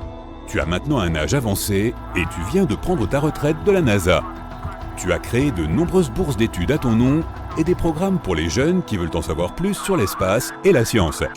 Tu retournes une fois de plus dans la salle de contrôle où tu pensais avoir découvert une vie intelligente sur un monde lointain. Puis tu te souviens de tous les bons moments que tu as passés. Tu dis au revoir à tout cela en sachant que ce sont les derniers moments de Voyager. La sonde a été conçue pour durer jusqu'à 50 ans. Après cela, elle ne sera plus qu'un objet flottant dans l'immensité de l'espace. C'est déjà surprenant de savoir que c'est l'objet humain le plus éloigné de nous sur Terre. Mais il est temps de laisser d'autres personnes prendre ta place. Tu éteins les lumières et tu fermes la porte. La sonde Voyager émet un dernier bip avant le silence éternel. Une seule place de parking à Hong Kong s'est vendue pour la somme astronomique de 1,3 million de dollars. La vente a battu le record mondial de la place de parking la plus chère. La place fait partie d'un complexe résidentiel de luxe appelé The Peak. Et c'est là que se trouvent certains des logements les plus chers d'Asie. L'une des maisons a été louée en mai dernier pour la somme faramineuse de 210 000 $ par mois. Cela fait 2,5 millions de dollars par an et la personne n'est même pas propriétaire de la maison. Le History Supreme bat les records du super yacht le plus grand et le plus cher du monde. Il est en or massif et mesure 30 mètres de long. Le yacht comporte une statue faite d'eau de T-Rex, un mur de roches météoritiques dans la suite principale, un aquarium mural panoramique en or 24 carats et on trouve aussi un diamant rare de 18,5 carats à bord. Sa fabrication a coûté 4,8 milliards de dollars au total. Un cheval de course nommé Fusaichi Pegasus s'est un jour vendu 60 millions de dollars, soit environ 90 millions de dollars en équivalent actuel. L'étalon était très demandé après avoir remporté le Kentucky Derby en 2000. En 2012, une brique Lego en or 14 carats s'est vendue 12 500 dollars. Mais elle n'était pas destinée à être vendue. L'entreprise a distribué des briques comme cadeau à ses employés de longue date. Le diamant Koh-i-Noor est le plus précieux du monde et est littéralement inestimable. Cette pièce de 109 carats pèse un peu plus de 21 grammes et est le diamant principal des joyaux de la couronne britannique. Un seul taco à Los Cabos au Mexique pourrait te coûter 25 000 $. Fabriqué par un chef étoilé au Michelin, ses ingrédients comprennent du caviar beluga, du bœuf de Kobe et une tortilla faite avec une feuille d'or 24 carats. Faut-il vraiment le manger ? À 150 000 $ la nuit, l'hôtel sous-marin de luxe Lover's Deep est l'hôtel le plus cher du monde. Il est situé sous l'eau dans le récif corallien au large de la côte de Sainte-Lucie et il faut prendre un sous-marin pour y accéder. Pour ce prix, tu as droit à ton propre capitaine, ton chef privé et ton majordome, ainsi que d'autres privilèges. Les sirènes sont en supplément. En novembre 2016, la franchise Ripley's Believe It or Not a établi un nouveau record mondial Guinness pour la robe la plus onéreuse jamais vendue aux enchères. Il s'agit de la robe portée par Marilyn Monroe lorsqu'elle a chanté Happy Birthday au président John Kennedy pour son 45e anniversaire. La robe Jean-Louis Berthaud comprendrait 2500 cristaux et 6000 strass cousus à la main et a été achetée pour plus de 500 000 $. Tu cherches une voiture tape à l'œil pour te vanter auprès de tes amis et c'est la Ferrari 250 GTO. Elle a été vendue lors d'une vente privée du pilote de course allemand Christian Gleisel pour 70 millions $. Elle fait partie intégrante de l'histoire du sport automobile, ayant notamment remporté le Tour de France en 1964. Elle n'a jamais eu d'accident, ce qui selon les experts explique en partie sa grande valeur. Une femme a un jour pris l'avion depuis l'Italie vers le Royaume-Uni pour s'offrir une coupe de cheveux à 16 400 $. Pour ce prix, elle a eu droit à un trajet en limousine jusqu'à l'aéroport, un massage de la tête, des produits capillaires personnalisés et un déjeuner. En 2019, un maître sushi japonais a payé un montant record de 3,1 millions $, pour un thon rouge. Le poisson de 278 kilos a été vendu au marché aux poissons de Tokyo. Ça a dû faire un sacré sushi. Développée par des ingénieurs agronomes chinois, l'orchidée Shenzhen Nonke a fait les gros titres en 2005. Il a fallu 8 ans pour la créer et la fleur ne fleurit que tous les 4 ou 5 ans. Elle est devenue la fleur la plus chère jamais vendue lorsque quelqu'un l'a achetée pour 290 000 $. Le célèbre musicien Peter Shidloff possédait l'un des 10 violons Stradivarius encore intacts à ce jour. Il a été mis aux enchères en 2014 avec un prix minimum de 45 millions $. Il n'y a pas eu d'acheteur confirmé, donc tu peux toujours mettre la main sur l'instrument le plus cher du monde. L'ours en peluche le plus cher est un Steiff Louis Vuitton. En 2000, il s'est vendu pour la somme faramineuse de 182 000 $. Un tableau de Léonard de Vinci a fait les gros titres lorsqu'il s'est vendu plus de 450 millions $, aux enchères. Après une bataille d'enchères de 19 minutes, le tableau appelé le Salvador Mundi a été vendu au prince héritier d'Arabie Saoudite. Mais les experts débattent encore pour savoir si De Vinci en est bien l'auteur, beaucoup croyant qu'il s'agit en fait d'une copie d'une œuvre perdue. La maison la plus chère jamais construite appartient au magnat des affaires Mukesh Ambani. Connu comme l'homme le plus riche d'Inde, il a fait construire cette maison de 37 000 mètres carrés à Mumbai en 2012. Elle compte 27 étages et vaut 22,3 milliards $. Elle dispose d'un spa, d'un garage de 168 places, d'une salle de cinéma pouvant accueillir 50 personnes, de 3 héliports, d'une salle de bal, d'un centre de loisirs de 2 étages et bien sûr d'un jardin terrasse. Un œuf de Pâques a coûté la somme astronomique de 8,4 millions $. Il possède une coquille incrustée de plus de 1000 diamants. À l'intérieur se trouve un globe en or 18 carats qui contient une colombe en cristal perchée sur une branche d'olivier en or. Le jeu de société le plus cher est un Monopoly exclusif. Le plateau est recouvert d'or 23 carats, de rubis et de saphirs. Les dés à eux seuls contiennent 42 diamants pour les points. Si tu veux y jouer, il te coûtera 200 000 $. À Salerne, en Italie, le prix d'une pizza peut atteindre 12 000 $. Il faut pas moins de 72 heures pour préparer la pizza Louis XIII. Lorsque tu commandes, un pizzaiolo et un sommelier débarquent chez toi avec des couverts et assiettes exclusifs en édition limitée. Le café Black Ivory atteint couramment la barre des 675 $ le kilo, mais le processus de fabrication pourrait te rebuter. Les grains passent par le tube digestif d'éléphant. Les acides de l'estomac, des pachydermes, décomposent les protéines du café, ce qui crée une saveur unique et douce. Tu cherches une tasse pour déguster ton café de luxe? La tasse à café la plus chère du monde a été fabriquée pour Nestlé et est en or 23 carats. Elle te coûtera 33 000 $. Le système d'autoroute Interstate des États-Unis est le méga projet de transport le plus cher de tous les temps. Il a fallu 46 ans pour le terminer et sa réalisation a coûté environ 500 milliards de $. Mais il a porté ses fruits. Le système a rapporté plus de 6 $ de productivité économique pour chaque dollar qu'il a coûté. En 2019, une montre Patek Philippe a battu des records en se vendant aux enchères pour la somme stupéfiante de 31 millions de $. C'est une montre unique en son genre et elle a été fabriquée spécialement pour une vente aux enchères caritative, ce qui a contribué à faire grimper les prix des enchères. Comme son nom l'indique, le parapluie Billionaire Couture est le parapluie le plus cher du monde. Il est fabriqué en peau d'alligator imperméable et coûte 50 000 $. 3,5 millions de $, c'est l'étiquette de prix attachée à la robe de mariée, la plus célèbre du monde. Dotée d'une cape en cascade et d'un décolleté en cœur, la robe a été conçue par Sarah Burton pour l'une des joueuses de tennis les plus célèbres de notre époque. Le melon royal Yubari atteint des prix allant jusqu'à 14 000 $ pièce. On ne le trouve que dans une seule région du monde et il a une douceur unique, ce qui explique son prix. Hawaï est l'État américain où le coût de la vie est le plus élevé. Le principal facteur est qu'il se trouve au milieu de l'océan Pacifique.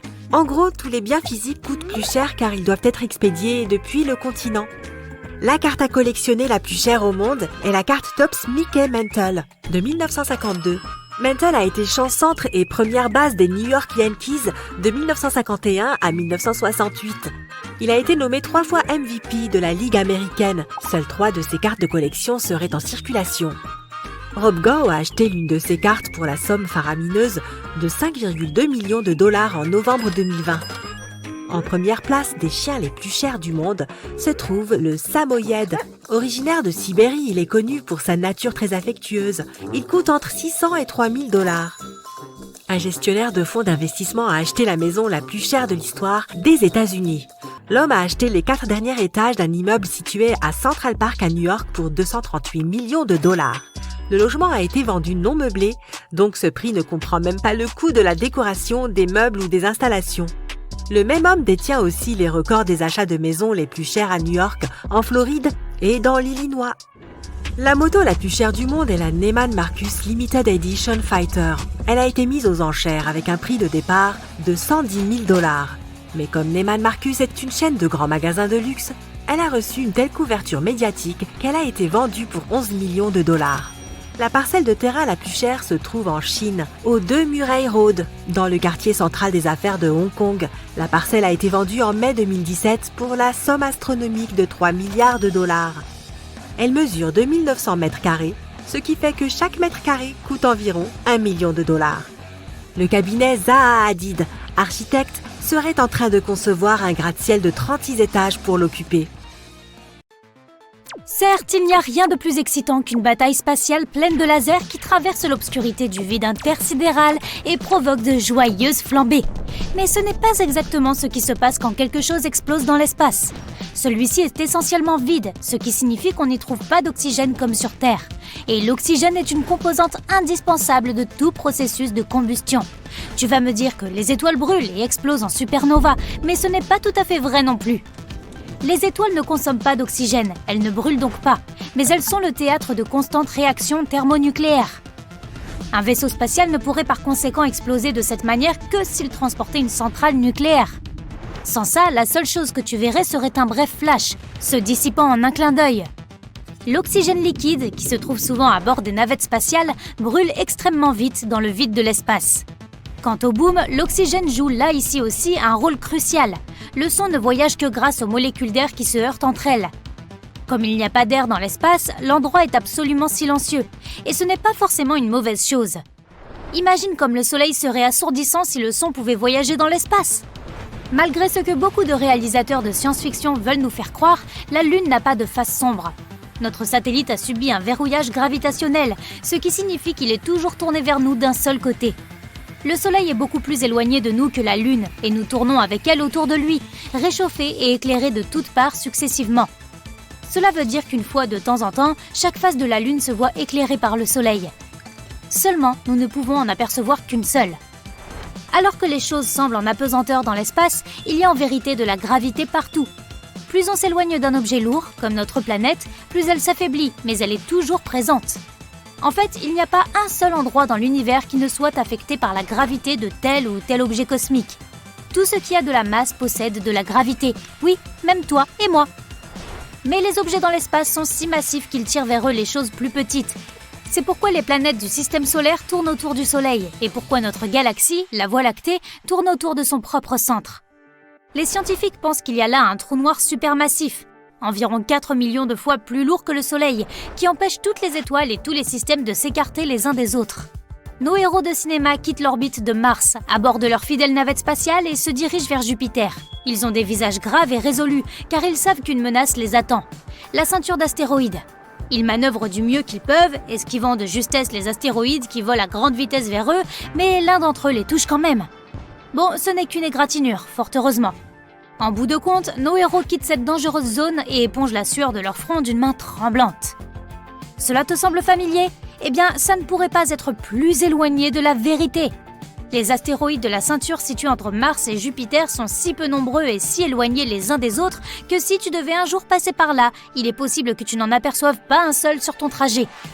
Il y a environ 1,5 million de roches spatiales de taille significative dans cette ceinture, à un demi-million près. Mais n'oublions pas que l'espace est vaste, il y a toujours une distance de plusieurs millions de kilomètres entre deux astéroïdes importants. Du coup, une course-poursuite entre deux vaisseaux se faufilant entre des roches suspendues dans le vide ne serait pas aussi amusante qu'on veut nous le faire croire. On décrit souvent l'espace comme un endroit sombre, froid et désolé, surtout lorsqu'un astronaute de cinéma quitte la sécurité de sa navette. Et tout cela est correct, sauf pour le froid. Cela ne serait vrai que si tu te retrouvais dans un coin très éloigné de notre galaxie, sans étoiles à proximité. Mais si tu es, par exemple, en orbite autour de la Terre et directement face au Soleil, la température dans le vide cosmique se rapproche des 120 degrés. Voilà pourquoi les combinaisons spatiales sont blanches. Cette couleur reflète mieux la lumière que toutes les autres. Cependant, tu pourras littéralement avoir très froid dans le dos si celui-ci n'est pas exposé aux rayons du Soleil. La chaleur ne se propage pas de manière égale dans l'espace, et si tu n'es pas tourné vers une source de chaleur, tu auras froid, très froid. Et puisqu'on parle du Soleil, il apparaît toujours jaune dans les films, mais la couleur que nous voyons depuis la Terre est en réalité une illusion d'optique créée par l'atmosphère de notre planète. Tout comme pour le ciel bleu pendant la journée.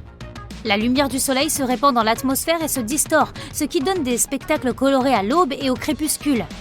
Dans le vide de l'espace, il n'y a rien qui puisse réfracter la lumière, de sorte que le Soleil apparaît tel qu'il est vraiment, blanc. Et oui, cette boule de gaz incandescent est aussi chaude que ça. Il y a un éclair intense dans le ciel, suivi d'une traînée de fumée, et une roche spatiale brûlante vient s'écraser sur le sol, laissant un énorme cratère carbonisé après l'impact. Bien qu'il y ait eu du vrai dans cette traînée de fumée et ce cratère, les météorites ne peuvent pas atteindre de si hautes températures pendant leur chute. Une météorite est un astéroïde qui, pour une raison ou pour une autre, est entré dans l'atmosphère terrestre et a suffisamment résisté à sa friction pour toucher la surface. Cela arrive assez souvent, mais nous apercevons rarement ces roches car elles sont en général très petites et tombent dans des zones inhabitées. Mais même si un de ces bolides tombait sur une ville, son cratère aurait pour cause sa vitesse et non sa chaleur. Elles deviennent très chaudes à cause de la friction, mais pas au point de tout brûler au sol lors de l'impact. Bien que nous adorerions croire qu'une communication instantanée entre les navettes spatiales et les planètes soit possible, ce n'est pas le cas. Du moins pas encore.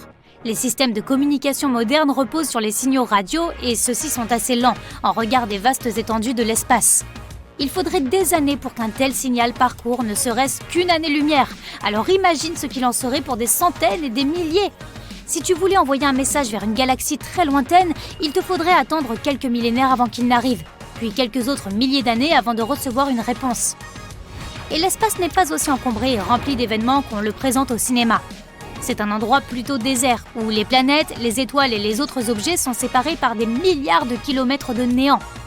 Même si tu avais un vaisseau spatial pouvant voyager à la vitesse de la lumière, la plupart du temps, tu ne verrais qu'un vide noir constellé d'étoiles et de planètes très lointaines.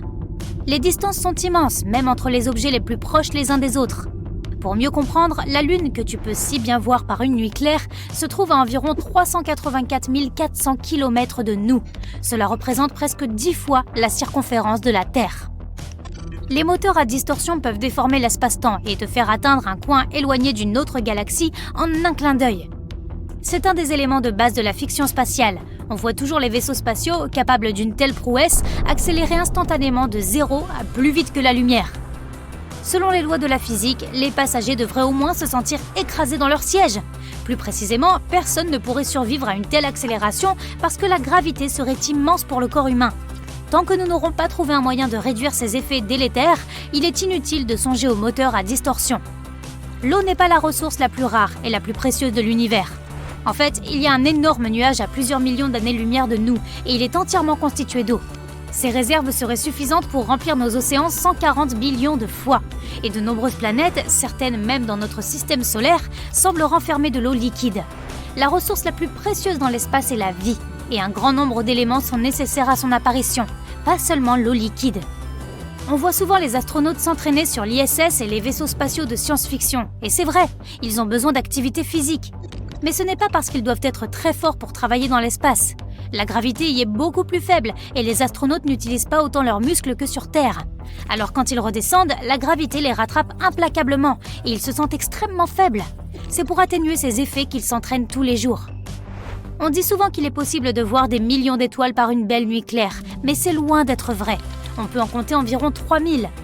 Les autres points brillants que tu vois sont des objets lumineux que l'on confond avec des étoiles, des planètes, des galaxies lointaines et même des satellites artificiels. Ces objets sont tout simplement illuminés par de vraies étoiles ou par la Lune et deviennent visibles. Mais parce qu'ils sont si loin de nous, on n'arrive pas à savoir s'il s'agit ou non d'étoiles. Mais c'est quand même plutôt cool, il faut bien l'admettre. Nous commencerons par une des découvertes les plus récentes et les plus choquantes de 2020. Peut-être que notre système solaire abrite de la vie ailleurs que sur Terre. Voici Vénus, la deuxième planète à partir du Soleil et la sœur de notre planète d'origine. Elle est appelée ainsi parce qu'elle a une taille et une masse similaires. Mais les conditions qui y règnent sont tout simplement terribles. La température de surface atteint 477 degrés Celsius à cause de l'effet de serre. Et la pression atmosphérique y est aussi forte que si tu étais à 900 mètres sous l'eau. Mais dans ce monde hostile, il pourrait y avoir de la vie. Depuis de nombreuses années, il y a des discussions à ce sujet. En 2007, des scientifiques ont découvert qu'il y avait eu un océan sur Vénus. C'est-à-dire que dans un passé lointain, il y aurait pu y avoir une forme de vie. Mais à l'automne 2020, il y a eu un débat houleux, au cours duquel les scientifiques ont essayé de découvrir si la vie sur Vénus existait actuellement. En septembre, la découverte d'un nouveau marqueur de vie sur Vénus a été annoncée. Le télescope ALMA, dans le désert d'Atacama, a trouvé du gaz de phosphine au-dessus de la planète. Et la quantité de ce gaz suggérait qu'il aurait pu avoir été produit par certains micro-organismes. Mais en octobre, les données ont été analysées à nouveau, et les nouveaux résultats indiquent qu'il s'agissait d'une erreur. Aujourd'hui, nous considérons donc à nouveau que Vénus était inhabitée. Mais qui sait, peut-être que bientôt nous aurons de nouvelles données, et que de nouveaux débats verront le jour dans les milieux scientifiques. Et pendant que certains scientifiques se grattent la tête et se concentrent encore sur Vénus, d'autres ont regardé dans l'espace lointain et ont découvert 24 planètes sur lesquelles la vie pourrait exister. Et sur toutes ces planètes, les conditions de vie sont bien meilleures que sur la Terre. Ces planètes sont dites super habitables. Ces superplanètes doivent être 1,3 fois plus grandes que la Terre et 2 fois plus massives. Ainsi, elles auront une gravité plus forte et par conséquent une atmosphère plus dense et plus chaude. Le climat des planètes superhabitables doit donc être similaire au climat tropical de la Terre. Cela permettra d'assurer une diversité maximale des organismes vivants. L'étoile hôte d'une telle planète doit être une naine rouge. Elles sont beaucoup plus petites que le Soleil et moins lumineuses, mais leur durée de vie peut atteindre 70 milliards d'années.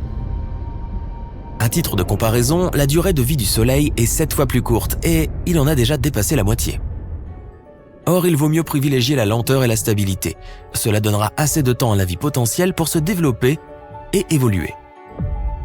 Voici une planète qui convient au titre de superhabitable, Kepler 1649c. En 2020, elle a été nommée la planète la plus semblable à la Terre. Elle n'est que 6% plus grande que notre monde d'origine. Elle tourne autour d'une naine rouge qui fait un quart de la taille de notre Soleil. La planète se trouve dans la zone habitable de l'étoile et fait un cercle complet autour d'elle en 19,5 jours. Le climat sur Kepler reste un mystère. On sait qu'elle reçoit environ 75% de la lumière que nous recevons du Soleil. La température à sa surface peut donc être proche de celle de la Terre. mais nous ne connaissons toujours pas la composition de son atmosphère et les autres conditions nécessaires pour que la vie y apparaisse. La découverte suivante est l'un des spectacles les plus étonnants jamais vus par l'humanité. Il s'agit de la collision d'une étoile avec un trou noir. En septembre 2019, les scientifiques ont commencé à observer comment, pendant 6 mois, une étoile semblable au Soleil s'est vue spaghettiser. La lumière de cet événement a parcouru 215 millions d'années-lumière et nous avons pu voir une étoile d'environ 1,4 million de kilomètres de large aspirée par un trou noir. Ce disque noir est si lourd qu'il a une gravité incroyablement forte. Rien ne peut quitter son champ gravitationnel. Et aujourd'hui, nous pouvons observer une étoile qui s'approche lentement de lui. D'abord, les couches lumineuses de l'étoile commencent à s'étendre vers le trou noir. On dirait que l'étoile se déroule comme une bobine de fil. Ensuite, on peut voir le plasma chaud s'attarder sur les bords du trou noir, et il semble que ces particules soient maintenant en orbite autour de celui-ci. Mais ce n'est qu'une illusion. Cet anneau de lumière est appelé l'horizon des événements. Le trou noir ne courbe pas seulement l'espace, mais aussi le temps. À cette proximité, le temps ralentit. Pour l'observateur, il semble que la lumière près du bord du disque noir se soit presque arrêtée. Mais en fait, elle a été absorbée depuis longtemps par l'abîme sombre. Lorsqu'un trou noir avale une certaine quantité de matière stellaire, il commence à la recracher. De puissants faisceaux d'énergie sont éjectés à une vitesse de plus de 9700 km par seconde. C'est cette lumière qui a attiré l'attention des scientifiques. À la fin, le trou noir a complètement absorbé environ la moitié de l'étoile et a recraché l'autre moitié dans l'espace. Et même si nous n'avons observé ce processus que pendant quelques minutes, il s'est déroulé pendant 6 mois. Et voici l'un des plus jeunes systèmes planétaires que l'humanité ait jamais observé, AU Microscopy. Il est si jeune qu'il y a encore un disque autour de lui provenant des débris dont ce système a été constitué. Mais cette fois, nous n'espérons même pas trouver de vie ici. L'étoile hôte de cette exoplanète émet continuellement des éruptions de radiation qui anéantiraient toute forme de vie à la surface de la planète. La planète qui orbite autour de cette dangereuse étoile s'appelle AU-MIC-B. Et ce n'est qu'un nouveau-né selon les normes astronomiques. Elle est si proche de son étoile qu'elle fait un cercle complet autour d'elle en 8,5 jours. L'âge de cette planète n'est que de 12 millions d'années. Ainsi, à l'époque où AU-MIC-B est né, des mastodontes marchaient déjà à la surface de notre planète. Et des prairies et des savanes couvraient la face de la Terre. Les terriens peuvent donc se considérer comme des vieux, car l'âge de la Terre est de presque 4,5 milliards d'années. La découverte suivante a eu lieu au début de l'année 2020 et elle ressemble beaucoup à un paysage de science-fiction. C'est une planète avec 2 soleils. Plus précisément, elle ne tourne pas autour d'une seule étoile, comme nous en avons l'habitude dans notre système solaire, mais autour d'un système stellaire binaire, TOI 1338. La première grande étoile est comme notre Soleil, tandis que l'autre est une naine rouge, 3 fois plus petite. Ces étoiles tournent complètement l'une autour de l'autre en un peu plus de 14 jours. La planète qui orbite autour de ces étoiles a la taille de Saturne, qui est beaucoup plus grande que la Terre. Bien que les couchers et les levées de soleil y soient incroyablement beaux, il est peu probable que cette planète convienne à une quelconque forme de vie. Elle se trouve en dehors de la zone habitable de ces étoiles hautes, donc elle n'a probablement pas d'eau liquide. De mystérieux signaux radio provenant de l'espace ont également été captés en 2020. Il s'agit de sursauts radio rapides. Les scientifiques ont déjà enregistré de tels signaux auparavant, mais récemment ils ont réussi à prouver qu'ils se répètent après un certain temps. Les nouvelles données ont obligé les scientifiques à élaborer une théorie très audacieuse, selon laquelle leur source pourrait bien être un magnétar. Un magnétar est une petite étoile à neutrons, ayant une masse énorme par rapport aux étoiles ordinaires comme le Soleil.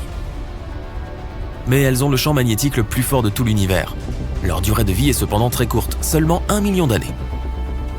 Mais ce qui a le plus déconcerté les scientifiques cette année a été de découvrir que la Lune rouille. La corrosion a besoin d'oxygène et d'eau pour se produire. Mais la Lune n'a pas sa propre atmosphère pour avoir les deux. La théorie principale suggère que le vent solaire en serait responsable.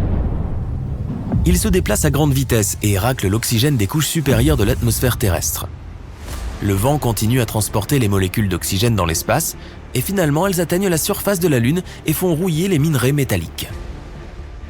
D'ailleurs, la couleur rouge caractéristique de Mars a été créée à cause de la rouille. Pendant longtemps, il y a eu une atmosphère et de l'eau. En combinaison avec le fer à sa surface, elle a déclenché un long processus de rouille qui dure depuis les temps anciens.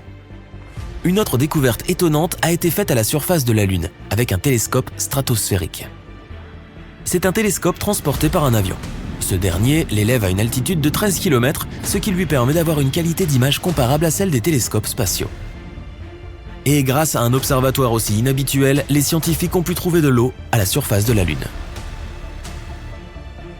Les molécules d'eau ont été trouvées dans l'un des plus grands cratères de la face visible du satellite. Mais le nombre de molécules d'eau y est encore extrêmement faible. Le désert du Sahara contient environ 100 fois plus d'eau que la surface de la Lune.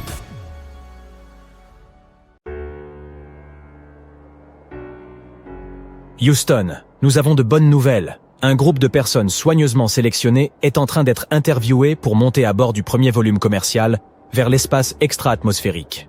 L'agence spatiale te propose de répondre à un questionnaire. Elle veut savoir ce que tu emporterais dans cette aventure spatiale. En fonction de tes réponses, tu pourrais faire partie des personnes choisies. Et si nous regardions ensemble cette liste?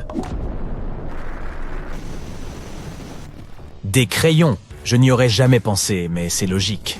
La légende raconte que les États-Unis ont dépensé des millions de dollars pour essayer de concevoir un stylo qui fonctionne dans l'espace. En effet, comme l'absence de gravité est un facteur important, je veux dire incontournable, de la vie dans l'espace, les stylos ne fonctionnent pas. L'encre ne coule pas comme ici sur Terre. Par contre, les crayons conviennent très bien. Tu peux ainsi jouer à des jeux de mots avec les autres touristes de l'espace, ou même faire des dessins représentant ton aventure. Évidemment, on n'oublierait jamais d'emporter une brosse à dents. Selon des astronautes chevronnés, les brosses à dents sont extrêmement simples, mais leur technologie est suffisante pour l'espace. Si tu presses une bouteille d'eau à l'intérieur d'un vaisseau spatial, les molécules d'eau flottent dans de petites bulles. Mais si tu mouilles ta brosse à dents, elle retient naturellement l'eau, ce qui lui permet de rester humide pour supporter le dentifrice. Oh, j'allais dire des chaussettes rigolotes. Content que tu m'aies devancé. Mais il y a deux choses à savoir. Premièrement, on ne marche pas beaucoup dans l'espace. Les gens n'ont pas trop tendance à toucher le sol là-haut. Deuxièmement, l'espace n'est pas le meilleur endroit pour montrer son style. Les astronautes ont tendance à utiliser des vêtements spéciaux lorsqu'ils sont en mission spatiale. Il en sera de même pour toi en tant que vacancier astronaute. Les chaussettes garderont tes pieds bien au chaud, mais elles témoigneront aussi de ton intérêt pour la mode. Peut-être qu'un jour tu porteras une chaussette avec un visage souriant, tandis que l'autre jour tu opteras pour une chaussette sur le thème du Grinch. Bien sûr, les chaussettes sont très utiles à bord d'un avion, car elles te permettent de te faufiler plus facilement entre les objets. La prochaine fois que j'irai à la supérette, je n'oublierai pas d'acheter lingettes humides pour le voyage dans l'espace. Les voyageurs de l'espace expérimentés les adorent. Et ce n'est même pas la NASA qui les a inventés, hein? Comme l'eau n'est pas autorisée à l'intérieur d'un vaisseau spatial, les lingettes humides sont la meilleure option. Encore mieux si elles sont parfumées. Les astronautes utilisent même différents types de lingettes. Ils achètent celles qui désinfectent et celles qu'ils utilisent sur leur corps. Assure-toi simplement de savoir faire la différence entre les deux quand tu seras là-haut. Un mythe populaire veut que la NASA ait inventé le velcro. En réalité, nous avons tendance à penser que tout ce qui est utilisé dans l'espace a été inventé par la NASA dans un but très intelligent et spécifique. Mais ce n'est pas le cas. Le velcro a été inventé pour des raisons banales, dans les années 1950, par une entreprise suisse. Les voyageurs de l'espace l'ont adopté parce qu'il fonctionne comme un accessoire anti-gravité. Ils ne peuvent pas éliminer la gravité, bien sûr, mais on peut coller des velcros sur des objets quotidiens, puis accrocher ces objets au velcro fixé aux parois du vaisseau spatial. C'est un système très intelligent, mais mieux vaut prendre sa propre paire, n'est-ce pas? Si tu passes une longue période dans l'espace, des photos de chez toi peuvent être utiles. Mais choisis-les bien. Le vaisseau spatial n'étant pas très grand, les autres personnes à bord sauront quelles photos tu as décidé d'emporter. Mieux vaut garder le poster d'Harry Styles dans ta chambre sur Terre, n'est-ce pas? Apporte simplement de vraies photos de personnes que tu connais et que tu aimes. Est-ce que j'ai entendu pizza? Voyager et explorer de nouveaux endroits, c'est avant tout goûter à différentes saveurs de nourriture. Dans l'espace, c'est un peu plus compliqué. Mais au moins, tu pourras emporter de la pizza avec toi. En fait, il faudrait qu'elle soit livrée dans un vaisseau cargo. Ainsi, les ingrédients seraient frais et prêts à être consommés. Ce ne serait pas la première fois que des personnes dans l'espace essaieraient de manger de la malbouffe terrienne. Certains astronautes ont même mangé des crêpes et des hot dogs. Le plus beau dans cette soirée pizza, c'est que la nourriture peut flotter. N'est-ce pas là une façon très agréable de déguster des mets terrestres? Même si je comprends ton désir d'emporter des toilettes avec toi dans ce voyage spatial, c'est pratiquement impossible. Enfin, je te comprends. Certaines personnes sont attachées aux toilettes de leur maison, et celles de l'espace sont loin d'être l'expérience idéale. Mais la NASA n'a cessé d'améliorer ces toilettes, qui n'ont jamais été aussi bien équipées que maintenant. Il faudra donc s'en contenter. Voici quelque chose que je prendrais aussi, un ordinateur portable. Mais à quoi servirait-il dans l'espace, demanderas-tu? Apparemment, il y a de l'Internet partout dans la Station spatiale internationale. Ainsi, même si tu ne passes pas la majeure partie de ton voyage amarré à l'ISS, tu pourras profiter de Netflix les jours où tu y seras. De l'Internet dans toute la Station spatiale internationale. C'est fou, non? En parlant de loisirs, j'adore que tu aies pensé à prendre un yo-yo.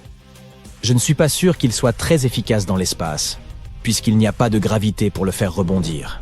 Mais ce serait bien de voir comment il réagirait dans un environnement dépourvu de pesanteur. J'adore les puzzles. Cela ferait également partie de ma liste. Imagine que tu essayes de construire un puzzle qui continue à flotter dans l'air. Tu devras peut-être créer un système pour éviter que les différentes pièces ne flottent librement dans l'engin spatial. Mais imagine qu'une fois le puzzle de la tortue terminé, on ait l'impression qu'elle nage à travers le vaisseau. Il est impossible d'emporter une fenêtre, mais les fenêtres sont un élément important de la vie dans l'espace. Gardons à l'esprit certaines des règles du voyage. Chaque voyageur aura l'occasion d'effectuer une sortie dans l'espace au cours de son séjour. C'est déjà énorme, estime-toi heureux, car certains astronautes d'élite n'ont l'occasion de faire qu'une seule sortie dans l'espace pendant toute leur carrière. En effet, les sorties dans l'espace sont risquées et nécessitent beaucoup d'entraînement. Mais tu recevras ton entraînement une fois que tu seras là-haut. Le fait est que tous les autres jours, tu seras coincé à l'intérieur d'une boîte de conserve flottante. Les fenêtres sont donc très utiles. Elles t'aideront à te rappeler où tu es. Elles te donneront une perspective de l'espace et de la Terre. Bien sûr, il faut prendre son appareil photo. Sinon, comment pourrais-tu te rappeler de cette expérience unique? Assure-toi que ton appareil photo fonctionne à l'intérieur d'un avion ou de l'ISS et tu seras prêt à partir. Du café. Ne t'inquiète pas, tu n'as pas besoin d'emporter le tien.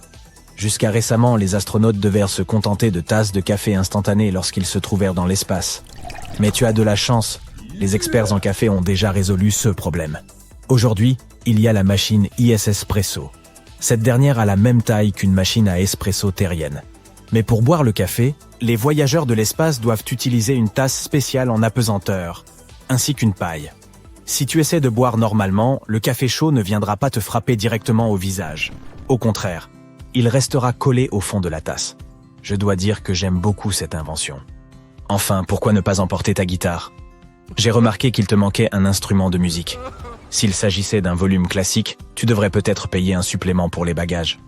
Mais comme tout est inclus, ne sois pas gêné et emporte ta guitare. Des astronautes comme Chris Hadfield emportent leurs instruments de musique lorsqu'ils sont dans l'espace. Il est même devenu célèbre pour sa version de Space Oddity de Bowie. À tel point que Bowie lui-même lui a dit qu'il avait adoré sa version. Cela permet de passer le temps, mais c'est aussi un excellent moyen de socialiser. Peux-tu imaginer un semblant de feu de joie dans le vide de l'espace? Moi oui, et ça a l'air super cool. Eh bien, je pense que tu es prêt à partir. J'appellerai personnellement la NASA pour leur demander de te désigner comme l'un des heureux voyageurs de l'espace. À bientôt dans l'espace, amigo. Salut les amis.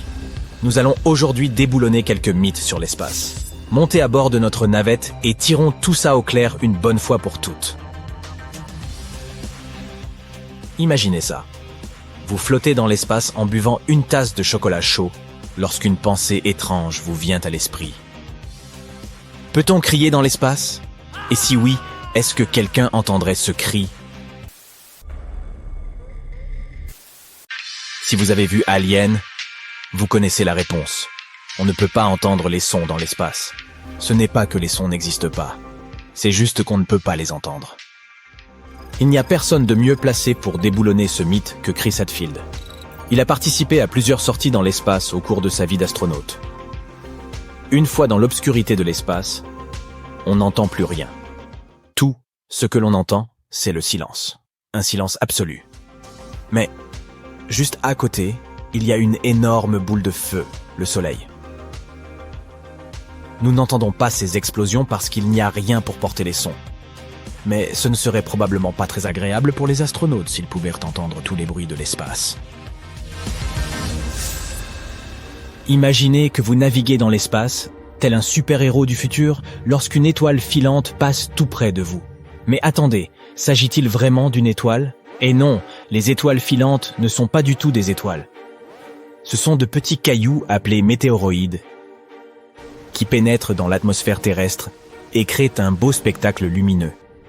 Et puisque nous déboulonnons les mythes, en voilà tout de suite un autre. Vous avez probablement entendu dire que les météores ne s'écrasent que très rarement sur la Terre, comme lorsqu'une violente apocalypse décime tous les dinosaures. Ce n'est pas vrai. Les scientifiques estiment qu'environ 48 tonnes de matériaux météoritiques tombent sur Terre chaque jour. Mais la quasi-totalité de ces matériaux se vaporise dans l'atmosphère. La traînée lumineuse que nous voyons dans le ciel est ce que l'on appelle une étoile filante. La prochaine fois que vous ferez un vœu, rappelez-vous qu'il s'agit en réalité d'un minuscule débris spatial. Ce n'est pas si romantique après tout. Peut-on ou non voler dans la stratosphère en montgolfière? Apparemment, c'est possible. La stratosphère terrestre commence relativement près du sol. Elle s'élève à environ 11 ou 12 km au-dessus de la surface de la Terre. Mais elle continue ensuite très haut. Si vous voulez vous envoler jusqu'à la stratosphère à l'aide d'une montgolfière, il vous faudra vous munir d'un très bon équipement. Vous aurez besoin d'une combinaison spéciale et d'appareils respiratoires, car l'air se raréfie au fur et à mesure que l'on s'élève. Bien sûr, si vous allez jusqu'au bout, n'oubliez pas de photographier la courbure de la Terre. Équipez-vous donc d'un harnais de poitrine afin d'y accrocher une caméra ou un appareil photo. Et si vous diffusiez tout cela en direct, ce serait une première. Imaginez qu'il y a 102 jours que vous avez quitté la Terre. Vous vous êtes bien adapté à la vie dans l'espace. Mais quelque chose d'étrange se produit dans votre corps. Vous grandissez. Comment est-ce possible? Ne vous inquiétez pas, c'est tout à fait normal. En fait, vous ne grandissez pas réellement. C'est simplement que votre corps ne subit plus l'effet de la gravité. Votre corps dispose d'un espace naturel entre les vertèbres et les articulations. Sur Terre, cet espace est presque entièrement comprimé par la force de gravité. Mais dans l'espace, le corps, libéré de cette force, commence à s'étirer. Donc oui, les astronautes grandissent bien de 3% lorsqu'ils effectuent de longues missions. Et voici une curiosité. La NASA ne l'oublie pas lorsqu'elle fabrique des combinaisons spatiales sur mesure. Ainsi, les astronautes disposeront toujours d'un espace supplémentaire dans leur combinaison. Une fois les astronautes de retour sur Terre, l'effet antigravité s'estompera. Ils passeront peut-être quelques jours en pentacourt avant que de retrouver une taille normale, mais tout ira bien. Avez-vous déjà imaginé une porte d'avion s'ouvrant en plein volume et un groupe de passagers aspirés dans l'atmosphère comme de simples plumes? C'est une chose que l'on voit assez souvent dans les films catastrophes. Imaginez maintenant que cela se produise dans l'espace. On croit communément que si un astronaute est aspiré hors d'un sas, il sera brûlé vif, instantanément. Mais attention, ce n'est pas seulement vrai. En fait, la réalité est bien pire. D'après l'astronaute Chris Hadfield, voici ce qui se passerait. La partie de votre corps située à l'ombre serait soumise à une température de moins 250 degrés. Et la partie exposée au soleil chaufferait, elle, sous une température de 250 degrés. Vos poumons s'affaisseraient et votre sang se mettrait à bouillir. Vous seriez donc brûlé, gelé, incapable de respirer et bouilli. Peu recommandé. Combien de fois avez-vous déjà entendu dire que les astronautes devaient s'entraîner chaque seconde de la journée sous peine de s'évanouir?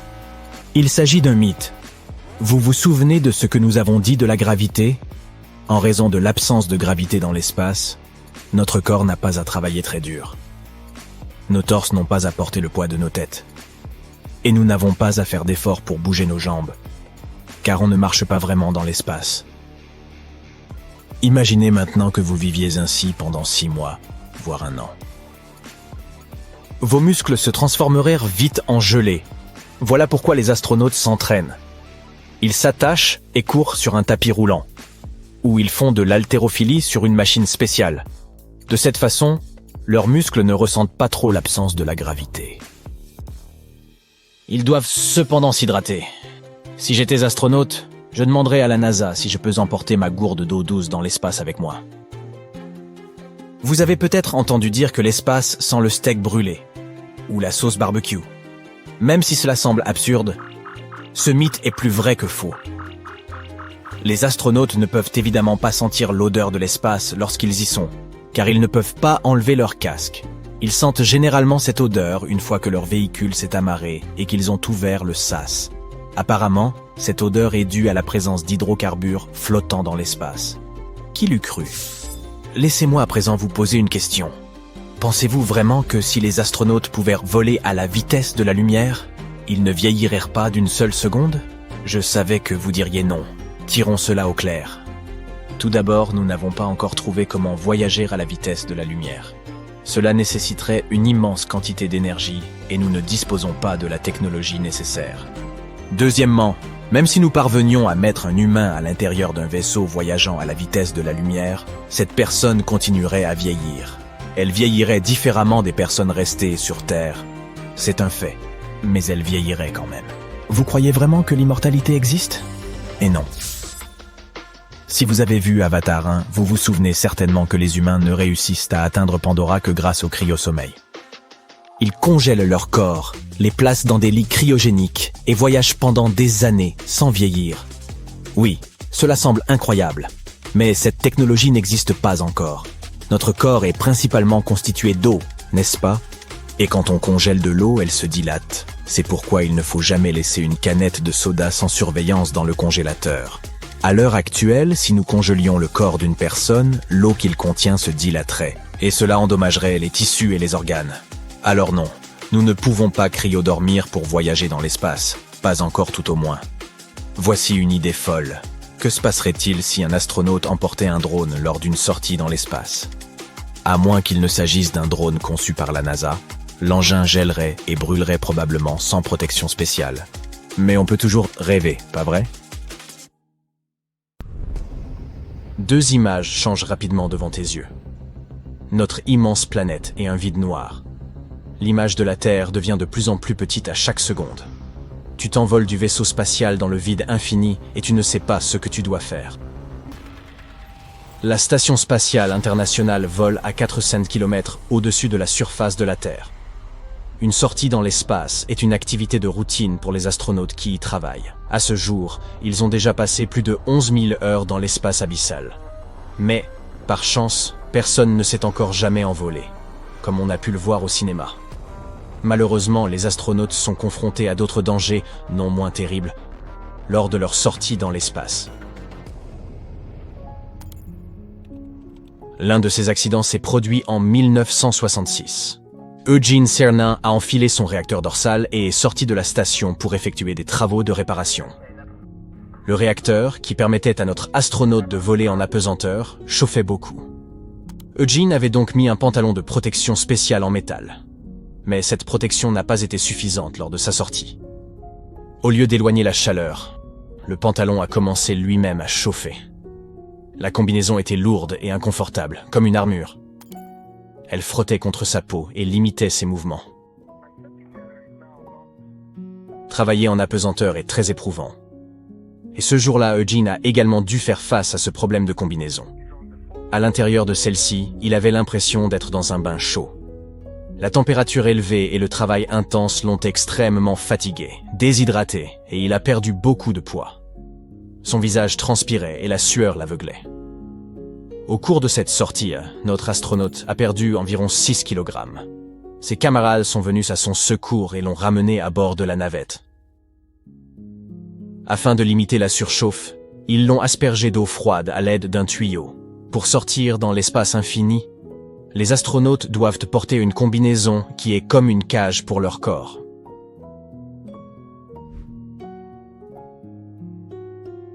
Un autre incident dangereux s'est produit en 1973. Deux astronautes, Pete Conrad et Joe Kerwin, sont sortis dans l'espace afin de réparer une aile solaire de la station spatiale Skylab. L'aile ne tournait plus et les astronautes ont essayé de la déplacer manuellement. En utilisant la force, ils ont réussi à la décoincer, mais l'aile les a repoussés. Et la poussée a été si forte qu'elle a projeté les deux astronautes au loin. Ils n'ont pas eu le temps de s'accrocher à quoi que ce soit et se sont envolés dans l'espace. Heureusement, ils étaient équipés de câbles de sécurité. Grâce à eux, les astronautes ont pu revenir à bon port. Dans une combinaison spatiale moderne ordinaire, Il y a plus de 10 couches de protection. Une telle combinaison protège contre les températures extrêmement froides et chaudes. Elle est résistante aux déchirures et ne laisse pas passer l'humidité. Cette protection est nécessaire pour éviter la dépressurisation. S'il y a le moindre espace entre ton corps et l'extérieur, tout l'oxygène commencera à s'échapper de la combinaison. Plus la combinaison perd d'oxygène, plus le vide se fait sentir. Cela peut avoir des conséquences terribles, comme l'asphyxie et l'augmentation du volume de ton corps. C'est comme si tu te mettais à gonfler de l'intérieur. En 2007, Rick Mastracchio est sorti dans l'espace pour effectuer quelques réparations. Mais il y avait un trou dans son gant gauche, près de son pouce. Il se trouvait sur la couche extérieure du gant. Et le pire, c'est que l'astronaute ne l'avait pas remarqué. Il a continué à travailler normalement. Mais une première couche endommagée peut entraîner la détérioration de la deuxième, et puis celle de la troisième. Et ainsi de suite, jusqu'à ce que le vide atteigne la peau de l'astronaute. Rick devait travailler 6 heures dans l'espace, mais au cours de la 4e heure, il a remarqué les dégâts sur sa combinaison spatiale. L'astronaute l'a signalé au commandement et a reçu l'ordre de retourner au vaisseau. Il n'a jamais su comment le trou était apparu. À l'intérieur de l'ISS, il y a de nombreux produits chimiques nécessaires au travail dans l'espace. Par exemple, l'ammoniac a la propriété de geler presque n'importe quelle surface. Ce gel chimique est utilisé pour refroidir certains composants en cas de surchauffe. La fuite de cette substance dans l'ISS est pratiquement impossible. C'est exactement ce que les experts avaient dit à Robert Curbeam lors de l'entraînement précédant son premier vol dans l'espace. Et un accident est arrivé lors de sa première sortie en 2001. Robert travaillait à l'extérieur de la station spatiale lorsqu'il y a eu une fuite d'ammoniac. Le liquide a éclaboussé sa combinaison. Une épaisse couche de glace a rapidement recouvert le verre de son casque. Robert ne voyait plus rien. Il pensait avoir cassé quelque chose, mais l'accident n'était pas de sa faute. Grâce aux couches protectrices de sa combinaison, il ne pouvait pas geler. Mais l'ammoniac limitait fortement ses mouvements. Le principal problème était qu'il ne pouvait pas retourner au vaisseau. La substance pouvait pénétrer dans la station, ce qui risquait de provoquer un accident plus grave encore. Il a donc dû rester dans l'espace pendant 1 heure et demie en attendant que la fuite diminue. Après ça, il a pu retourner à la station. Pour se rendre compte de la difficulté du travail dans l'espace, il faut comprendre ce qu'est une combinaison spatiale. Elle pèse 120 kg, soit autant qu'un scooter. Tu ne sentiras pas son poids en apesanteur, mais elle te fera tout de même transpirer. L'astronaute Chris Hadfield l'a décrite ainsi. Chaque mouvement à l'intérieur d'une combinaison spatiale rencontre une résistance. La combinaison gratte ta peau, comprime tes os et tes articulations, et t'oblige à dépenser 2 fois plus d'énergie pour des mouvements simples. Dans de telles conditions, tu commences à transpirer et tes yeux sont mouillés. Cette humidité flotte dans ton casque et t'aveugle, puis elle s'évapore. Mais s'il y a trop d'humidité, elle peut menacer la vie d'un astronaute. Un tel cas s'est produit en 2013 avec l'astronaute Luca Parmitano. Il est sorti dans l'espace pour mesurer quelque chose à l'extérieur de la station. À un moment donné, il a senti que l'arrière de sa tête était mouillé. Il en a informé les autres et a reçu l'ordre de rentrer. Pour revenir, Luca devait se retourner, tête en bas. Dès qu'il l'a fait, de l'eau a jailli dans son casque. Son visage en a été presque entièrement recouvert. Il ne pouvait ni voir, ni entendre. Il a essayé de signaler le problème à la base, mais l'eau recouvrait aussi sa bouche. Heureusement, ses camarades l'ont secouru et l'ont ramené à la station. Lorsqu'ils ont ouvert son casque, près de 2 litres d'eau se sont déversés. Les câbles sont très efficaces pour éviter que les astronautes ne s'envolent. Mais que se passerait-il si l'un d'eux se rompait lors d'une violente secousse, ou parce qu'il n'aurait pas été bien attaché ? Pour une meilleure protection, il existe un système appelé SAFER, aide simplifiée pour sortie extravéhiculaire. C'est comme un réacteur dorsal. Des gaz s'échappent de ces petits tubes pour changer la direction de ton vol. Si tu tournoises dans l'espace, ce système s'arrête et ajuste tes mouvements. Tu peux le contrôler à l'aide d'un joystick spécial. Le SAFER a été utilisé pour la première fois en 1994. Mais avant que les ingénieurs ne le créent, il y avait le MMU, le dispositif de manœuvre pour équipage. En 1984, l'astronaute Bruce McCandless l'a utilisé pour la première fois. Tu as peut-être vu cette célèbre photo où il flotte sans câble dans l'espace. Le problème, c'est que Bruce était le premier à tester un tel réacteur dorsal. Il n'était pas sûr à 100% qu'il fonctionnerait. Il est sorti dans l'espace et a décroché son câble. Rien ne le retenait plus et il pouvait s'envoler dans le vide infini et son équipe n'aurait pas pu le sauver. Imagine comme ça a dû être effrayant. Heureusement, le réacteur a fonctionné. Cependant, après 3 missions, la NASA a décidé de ne plus utiliser le MMU car il y avait des risques. Après cette expérience, les ingénieurs ont inventé le SAFER. Les propulseurs et les câbles sont très fiables. Mais la meilleure protection d'un astronaute, ce sont ses compétences. Les astronautes étudient pendant 6 ans, puis passent plusieurs années à suivre une formation spécialisée. Ils passent tous de nombreuses heures à s'entraîner grâce à des programmes de simulation. Ils entraînent leur corps, leur endurance et leur esprit, car, dans un cadre aussi dangereux que peut l'être l'espace, il est essentiel de savoir garder son calme.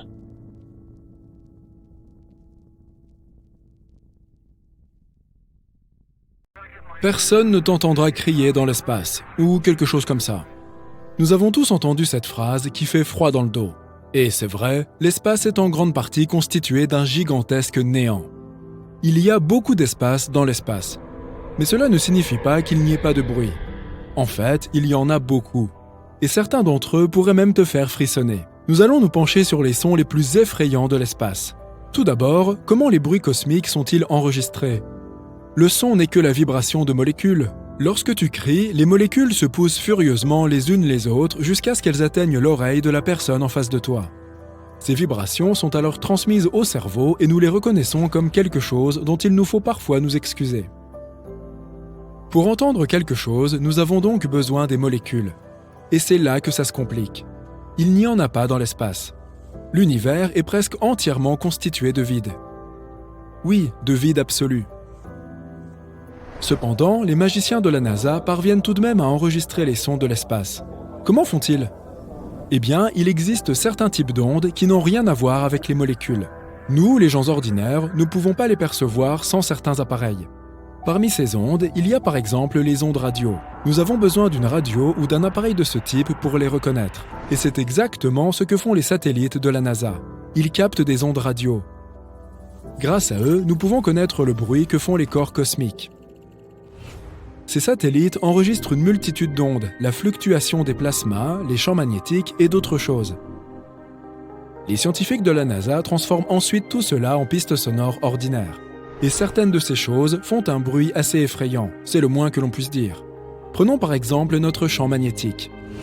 Il entoure notre planète comme un bouclier invisible, nous protégeant de toutes sortes de nuisances comme les radiations ou les vents solaires.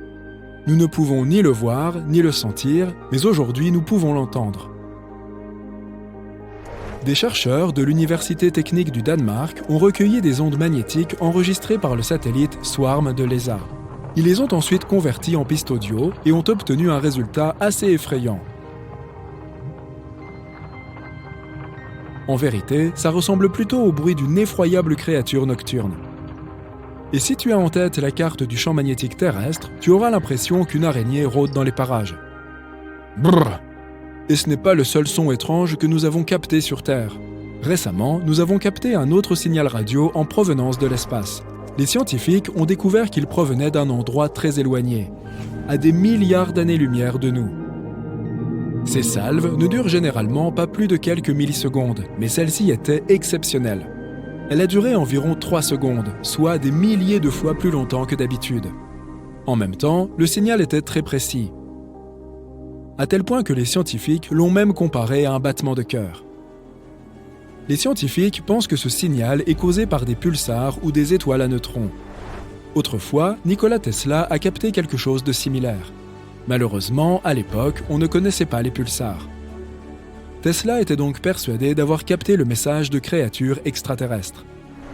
Mais la vérité s'est avérée beaucoup moins fascinante. Passons maintenant de la Terre à la Lune. En 1969, les astronautes de la mission Apollo 10, la navette qui a effectué le dernier vol d'essai vers la Lune, ont survolé sa surface. Ils ont alors capté d'étranges signaux provenant de la face cachée de notre satellite. Nous ne voyons jamais cette face car la Lune est en état de verrouillage gravitationnel. Le son était si étrange que les astronautes ne savaient pas s'ils devaient le signaler à la NASA. Ils craignaient de ne pas être pris au sérieux, voire de ne pas être autorisés à participer aux prochaines missions spatiales. Voici à quoi cela ressemblait. Selon la NASA, il ne s'agit pas du tout d'une étrange musique extraterrestre. Il s'agit peut-être simplement d'ondes radio qui se sont modifiées les unes les autres en raison de leur proximité. Mais les astronautes qui l'ont entendu pour la première fois ont quand même eu un peu peur. Et qu'en est-il des autres planètes ? Il y a 40 ans, des scientifiques ont exploré la surface de Vénus. Ils y ont envoyé une dizaine de sondes pour y enregistrer des sons et des images.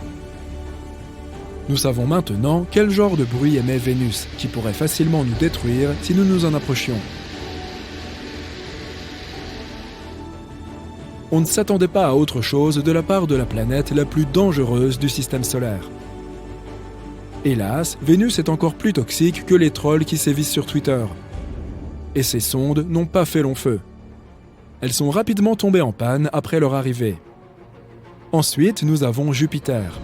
Ce géant de l'espace, qui est 11 fois plus grand que la Terre, est absolument terrifiant. Une des sondes de la NASA, Juno, tourne autour de Jupiter toutes les quelques semaines. Elle se déplace à une vitesse phénoménale, à 209 214 km/h. Un jour, Juno a enregistré l'un des signaux invisibles les plus puissants qu'elle ait jamais rencontrés. Les violents vents solaires venaient d'entrer en conflit avec le champ magnétique de Jupiter. Cela fit un énorme boom cosmique. Le son original a duré 2 heures, mais il a été réduit à quelques secondes. En fait, cela ressemble assez au bruit d'une vague qui se brise sur un rocher. Mais rien de cela n'est comparable à l'horreur venue de l'une des petites lunes de Jupiter, Ganymède. En 2021, la sonde spatiale Galileo l'a survolée. Au cours de son vol, elle a capté quelque chose d'assez étrange.